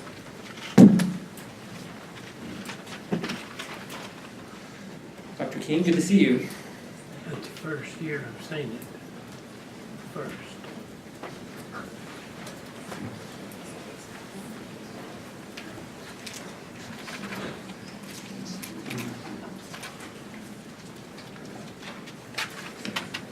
Go ahead. Thank you.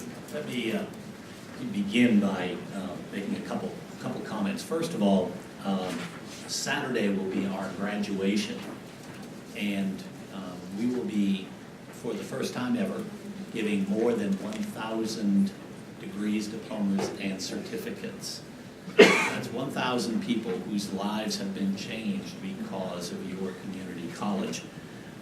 That will be Saturday afternoon at 2 o'clock in the Civic Auditorium area. And we look forward to sharing that success with those folks, particularly those individuals who have gotten a quick certificate so that they can get out and get a job.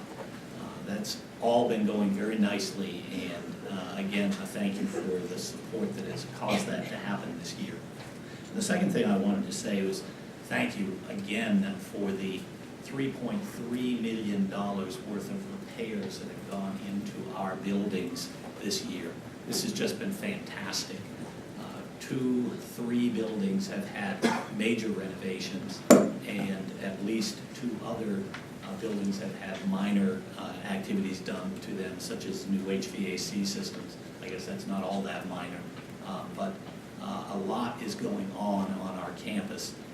You will see again this year about another $3.6 million worth of repairs going on the campus. So again, thank you for all of that. We appreciate the support to the infrastructure of the college. My presentation is going to be remarkably simple. We're going to start with this chart, which shows you that this year you gave us $6.5 million for our operating budget. We had $1.29 million in a cash reserve, and so we are spending someplace in the vicinity of $7.7 million. At the end of the year, we project that we will have spent all of the money that you gave us, plus the the majority of the $1.2 million that we had in a cash reserve. And at the end of the year, we anticipate having a cash reserve of $70,000. That is about 1% of our budget, our county budget, that is. We are asking this year for $7.63 million. The next slide shows where that money would go this year. We are asking for $3.3 million in salaries and benefits, $2.1 million in operating, and a utility amount of a little over $2 million. And on the next slide, you'll see how we're going to use this money. We will be using $124,000 for a 2% pay raise to the county's employees. As you know, the county's responsibility is for our safety and our physical plant personnel. The state, when they give us a 2% raise, as we anticipate this year, does not include a raise for your employees. And so last year, we asked for 1%, the state gave 2.5%, and I beg your pardon, 2%. And we had to make that up from that cash, that fund balance.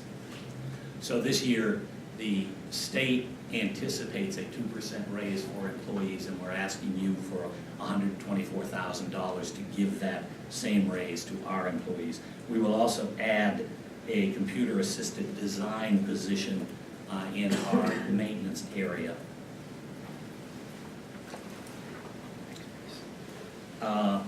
Utilities will go up by $437,000, and that's principally because the state has told us that we cannot charge telecommunication to it any longer. Under North Carolina statutes, they have decided that utilities are, I beg your pardon, telecommunication is the responsibility of the county. And so to pick that up, we need $437,000 there. There's also a $488,000 difference between what we spent this year, what we need to operate, and the $6.5 million that you gave us last year. And so that's another part of the increase here. Bottom line, in our budget, we are asking. Dr. King, before you leave Yes. that slide, go ahead, Mr. Belcher. Yeah, back up just a minute. Yeah. We addressed number 2 already. 48. What do you mean we addressed? Turn your mics on up there. Sorry. There was a shortfall that we were going to pay over a period of time. Is that the same thing or not? Not? Okay, never mind. You go ahead. So the 437, that's, you say all telecommunications, like all phone expenses, or Yes. what exactly is that? Phone expenses. The state just said we're not paying that for community colleges anymore That's correct. across the state. Yes. It's that statute that we recognize there, that it's a responsibility that the state has determined is that of the county and not of the state any longer. Okay. So, in the end, we're asking for $7.5 million. That's a little over $1 million more than you gave us this year. And that's again because we spent the carryover of your money that we have had over the years. We've spent that down to $70,000 right now. So that's why we are asking for it in the increase. Basically, that's it on the budget. Questions?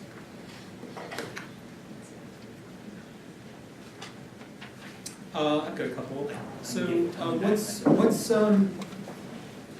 what's going on with the Inca campus? What are the plans for what's happening there now and going forward? As one looks at the entryway of the property, the building on the right, which is what we used to call the Haynes Tower, and all the land in that direction is up for sale. We were supposed to have a meeting yesterday to discuss the offer that we've been given by a developer for that land. As it turned out, the meeting was not properly noticed, and so we had to cancel it. But we will be meeting with the buyer, the potential buyer, and making a decision at the executive committee level, and then that will go to the entire board, perhaps as early as June. The developer is very interested in it. The rest of the property is going to remain in our possession, and we intend to continue to use it. So there, while there was question among a number of people as to what we would do with the Anchor property, we're selling part of it, we're keeping part of it, and we intend to remain there. So you have full commitment to all the programming that's going on at the Inca campus? I'm not sure I understand the term full commitment. You're not planning on canceling any No, of the sir. programming? Nothing. Or any of the things that's going on that's impacting the community in a positive way right now? Yeah, absolutely. There's nothing that's going on there that we intend to cancel.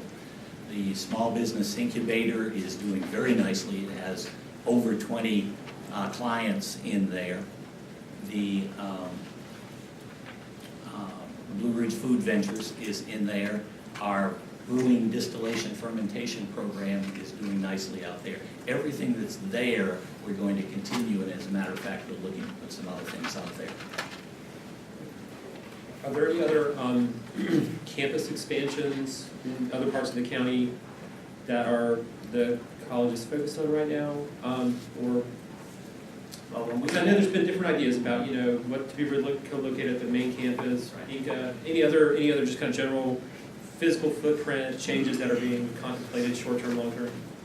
When we had a study done 6 years ago, we were told that the county is growing to the south, and as a consequence, we ought to be in the southern part of the county. We looked at a number of pieces of property out there, and nothing ever materialized.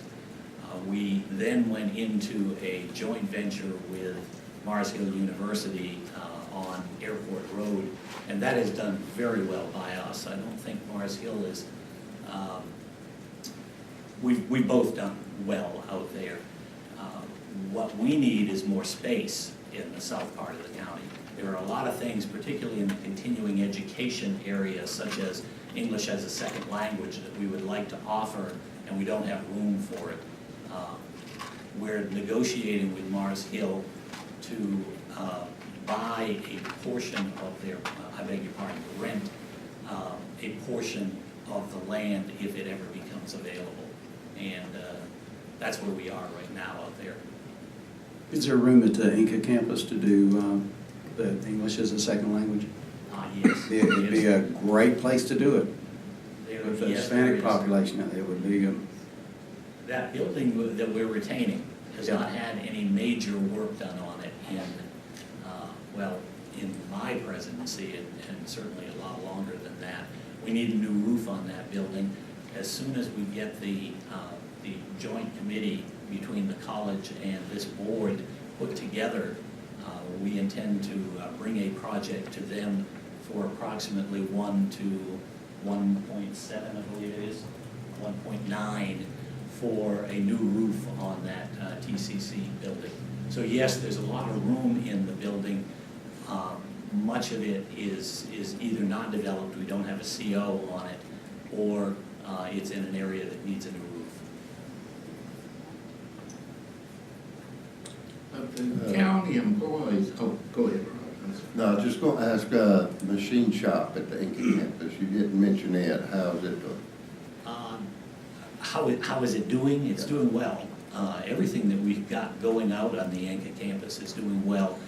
We're renovating a building on the main campus using state funds that will have a new machine shop in it. There's some equipment that we were given by Duke Energy a number of years ago that we're going to set up in there. We're really renovating two buildings on campus, one that used to be your old daycare, and that building is going to take everything off the ground floor of the Maple building, and when that happens, that will become that new machine shop. I would just encourage you on the Inca campus, and we'll go back to that for a little bit. Yeah. If you're planning on putting a new roof on there, you're gonna sell part of it, and you've got some room. You're not selling part of the building. I understand what you're showing. Rather than looking at new buildings in the south or whatever, build that building out. If you've got the programming there, build that building out. You're gonna have it's a growth area. You got proximity to all the major roads, and there would be, if you're going to bring a $1.6 million roof, then you need to also be thinking about what's going to be under that roof. Yes. Thank you. I think all that should go together, personally. Mm-hmm. Question I have is the county employees that you have in Buncombe County. Yes. Who we pay for, how many make up that group? I believe you have a list in front of you in one of those documents. Share that. There's a large list which shows the people who are paid from Buncombe County. No. Dirk tells me there's approximately 60 people that you pay. 60? Yeah, 60. All of them making 60. All of them making a living wage? Yes, yes. Everybody at AB Tech makes a living wage. Thank you for that. And if we have not shared this, I'll be glad to leave it with you. It looks like we do have a copy. It's been located in our, we have a lot of paper on our desk right now. Dr. King, thanks for the presentation. Could you kind of share a 30,000 foot view of what y'all are seeing right now in terms of enrollment and any emergent trends related to the types of fields or degrees folks or certifications folks are attracted to, especially given sort of what we're seeing around economic growth right now? There's a phenomenon in higher education, particularly at the community college level, that there's an inverse proportion, an inverse direction, I guess is a better way of putting it, between the economy and enrollment. When the economy does well, our enrollment drops off. Conversely, and we saw this in 2009, 2010, when the economy is in bad shape, our enrollment goes up. There are a number of reasons for that. First of all, federal financial aid is available, the Pell Grant. And when a student can't get a job, our tuition is so low that the individual may be able to bankroll a little bit of money from his Pell Grant. So that's one reason why when somebody can't get a job in a bad economy, he looks to going to school. The other reason in a good economy is that our students, probably being a little nearsighted, if you will be able to get 1-2 jobs and may be able to carry away enough money so that they feel they can take care of themselves. Those jobs are the first ones to leave when the economy goes south again. And as a consequence, the student is oftentimes left without a job and without an education. Even the ones who stay with us, instead of taking 12 credits, will take 3 or 6 credits because they can get a job.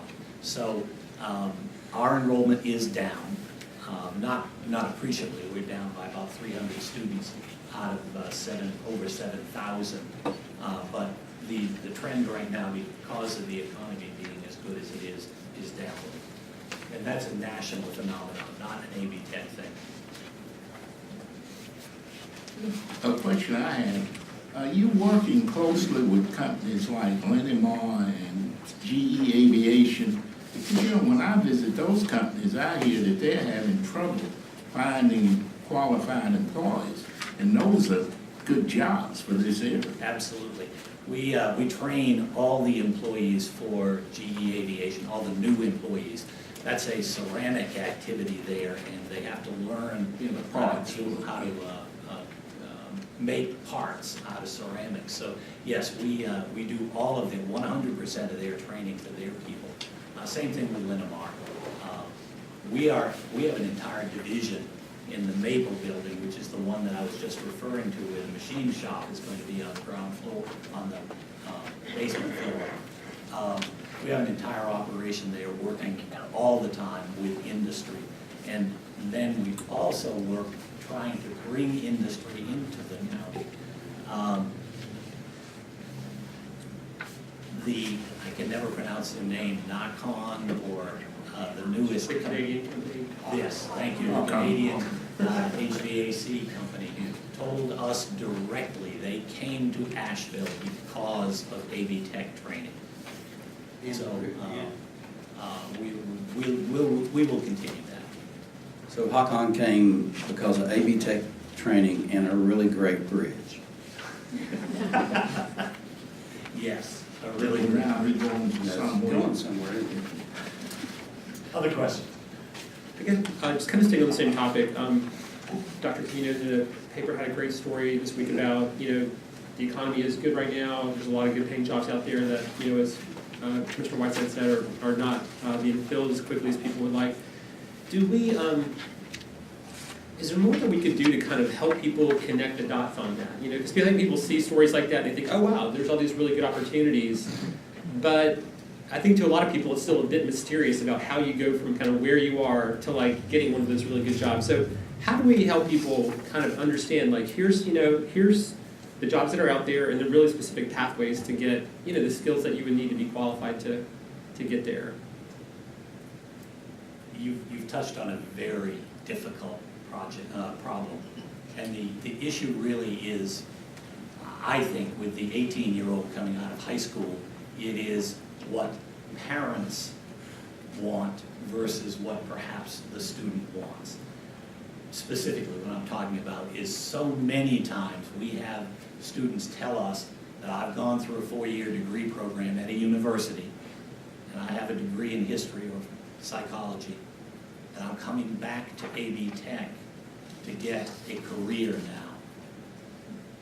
Over half of the students in the brewing program have bachelor's degrees. Over 75% of the students in the nursing program have bachelor's degrees or higher. In most of our programs where we are training people for good jobs, they are people, a large number of them are people who have gotten a bachelor's degree and can't get a job in that field. Parents, on the other hand, have a picture of, I wish I could walk them all through GE Aviation and Linamar and show them what a fantastic place that it would be to work in those facilities. These jobs are not dirty jobs. These are good jobs that earn a living, well, much more than a living wage. We have a young man, I'll be speaking about him at graduation, a young man who just finished one of our welding programs, and he is now out there right now making $60,000 a year.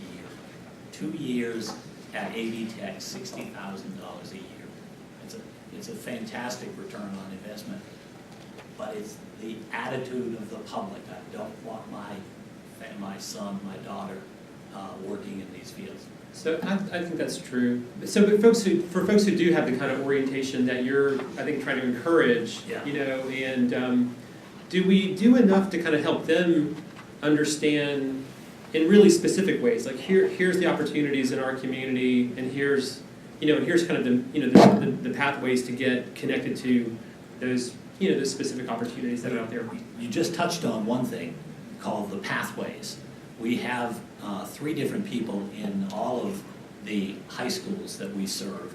We serve a total of 9 high schools, and we have 3 different people who go in there and are constantly talking to students about these kinds of jobs. We also, about, I guess, a month ago, a little bit less than that, had all of the seniors who were interested in visiting. The number was over 700. All of the seniors who were interested came to AB Tech, and we had a day where they could see the various programs, talk to the instructors, and get a feel for these jobs. I mean, if there's an idea that we can use to get students interested in the college, we do it. So I want to get on my soapbox for just a minute, since we got a little bit of time, and I'm glad that the city schools are still here. I think there's still some representatives, the other county schools still here too, so good. So the career and technical, Krista Cheek, who's, yes, if she was here, I'd give her a big hug. But when I was in school, it was college prep and vocational training, right? Some of y'all remember that. So college prep was what I wanted to do, and was pushed towards, and it worked for me because I've told this story before, maybe not in here. I was in West Virginia. I was scared to death of coal mines. Knew I did not want to go in that direction. Had some people help me go to the other way. Okay. Well, my brother went towards. He was the mechanic. I was not. He went the other way. He did very well, and he's still there. And did it, like I said, he did very well. And so I think that the 3 schools. I'm just going to give you my opinion. The 3 schools. This has to start in middle school. This has to start early, back where where you have the career days, and you have somebody that's coming in that's a mason. You have GE coming in. I've mentioned before from a marketing standpoint. You get with GE, you get with Linamar, and and somewhere in one of your schools, you turn a corner and there's a a small mock-up of the engine, or you have, Asheville Technologies, which, makes, if you go out there, they have,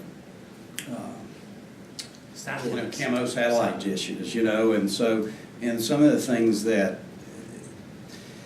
the parents need to know early, so that my child does not have to go to college if it is not a fit for that child. And there are great incomes out there for them, and actually they can start right out of high school making, $15, $16 an hour at Linamar and GE and other schools are doing this. And I'm not saying that the city school or the county schools are not doing this, but I'm saying we're not doing it at a world-class or national model level. And that's what we need to get to. And all these are going to work together, because these people are going to, a lot of them will work here, they'll stay here. They don't end up in the military, or nothing wrong with that. They don't end up, when they get right out of high school, going in trying to find themselves by going into the military or other places like that. Right? But they can go directly and work at one of these companies, Baldo or whoever it might be, and begin there straight out of high school, and be paid a good living, and then have the opportunity to grow with that company, and have an opportunity to come over and take classes from you, and in most cases they're going to pay for it.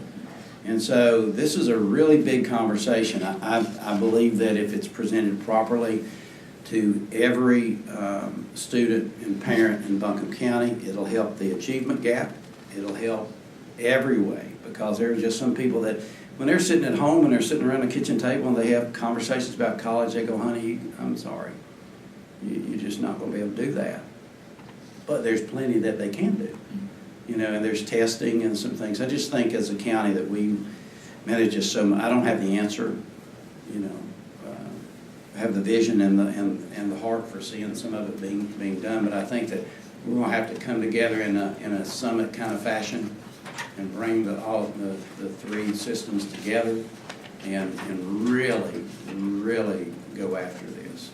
I think the results will be amazing. There's organizations like Skills USA across this country that are promoting the skills gap, and there are some places that are going after it wide open. And I think in Buncombe County, we have some people that have the passion for that, and maybe we need to look at throwing resources or time or marketing,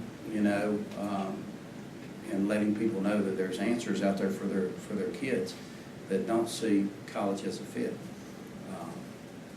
We're starting something this fall. I guess it's probably not exactly what you're talking about, but it's another gift to the community, I think. There are so many people out there who've got 5, 10, 20 college credits and no degree for it. We are starting a program called the Associate in Science in General Education, where somebody can bring in those credits and take a few more with us, perhaps even test out of various courses to get college credit for what they've learned, and we're expecting to graduate a number of people that way. Well, I appreciate what you do to the school. Thank you. Thank you. It feels a great need. Mr. Belcher, is this your birthday wish? My birthday, yeah, that's fine. That would be, Happy if I blew birthday, out bro. some candles and I closed my eyes, that would be a birthday wish. That families sitting around their kitchen table would be talking about their kids going to work at Linamar. Absolutely, that would be one of them. Thank you. That would be my wish. And he said, and moving out. All right, Commissioners, other questions for AB Tech? All right, thanks so much for the information. We appreciate it. I'm sure there'll be other follow-up questions as we dig into the information that you presented. We actually do have a couple minutes left. What was the question that we had that we thought maybe we would come back to if there was time? I think it was a city school question, and I can't remember what the question was off the top of my head. Was it about it wasn't my question, so. What it was the, oh gosh, you had it. Yeah, but it was, what was the numbers of, you know where I'm at? You know where it is? There it is, okay.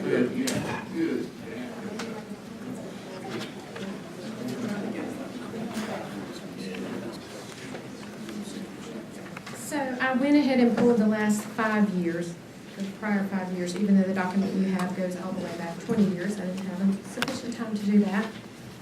But looking at our numbers, and I'll be happy to share this document that I've revised, in the 2017-18 school year, the dropout rate was 1.72%. That was 24 students, all students. But of those students, the students that were black were less than 10. This is reported from a state site. In 16-17, we had a 3.04% dropout rate in Asheville City, meaning 42 students. 21 of those students were black students. So 50% of the students who dropped out in 16-17 were black students.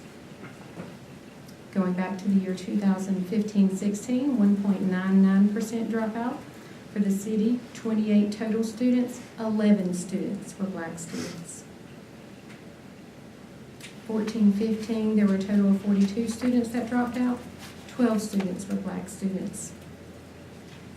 And then 13-14, there were 39 total students who dropped out, 20 of those students were black students. And I'm happy to share this document with you, Chairman Newman. Certainly. I guess just one other question, because I'm still just making sure I want to understand the math right on it. So like of the kids who start in 9th grade, is there another way to say, like, what percentage of them graduate? So you want to track a cohort? Track a group I'm of... not sure if I do or not. Track I think that's what you're asking, to track an entire group of students from the beginning of their 9th grade career all the way. Are you looking at tracking from the beginning of their school career, specifically K all the way to 12? What would you like? And I'll be happy to see if I can pull that information.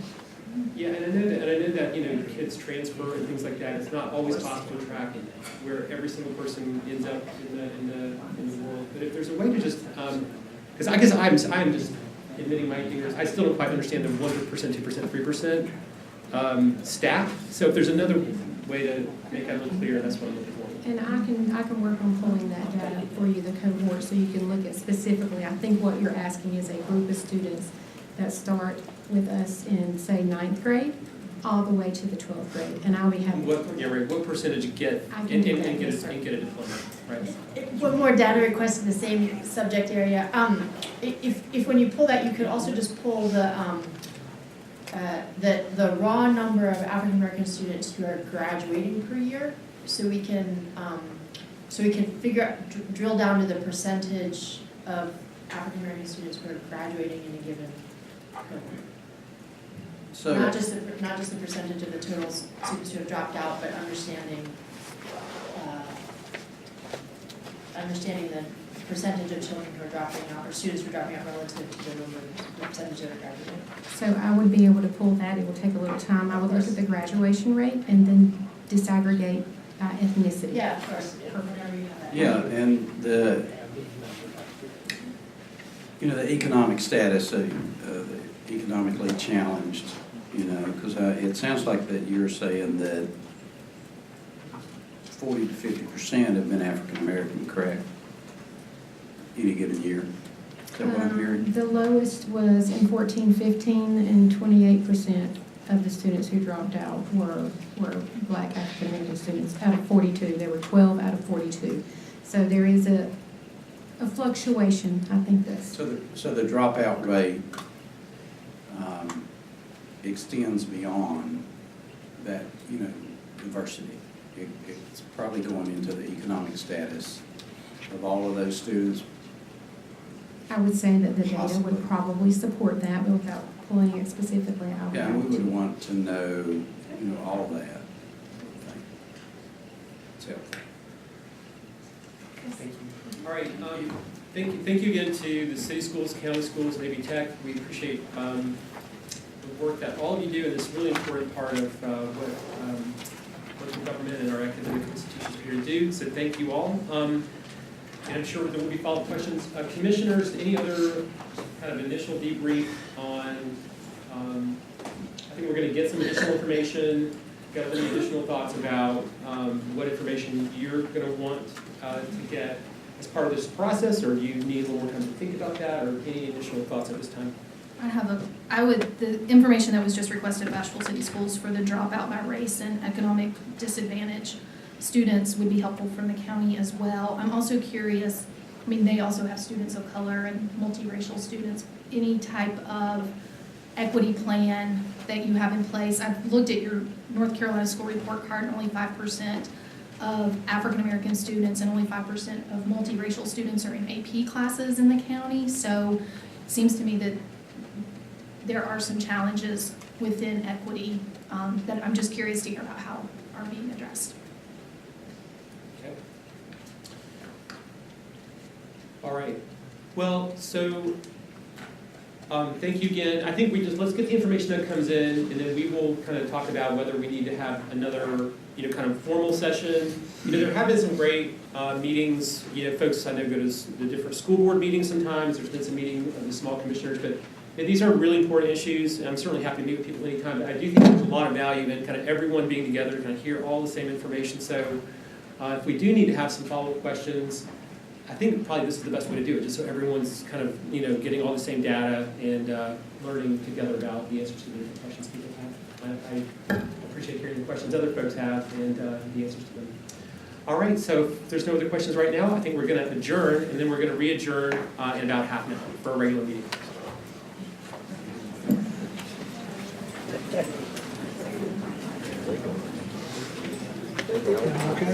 All right.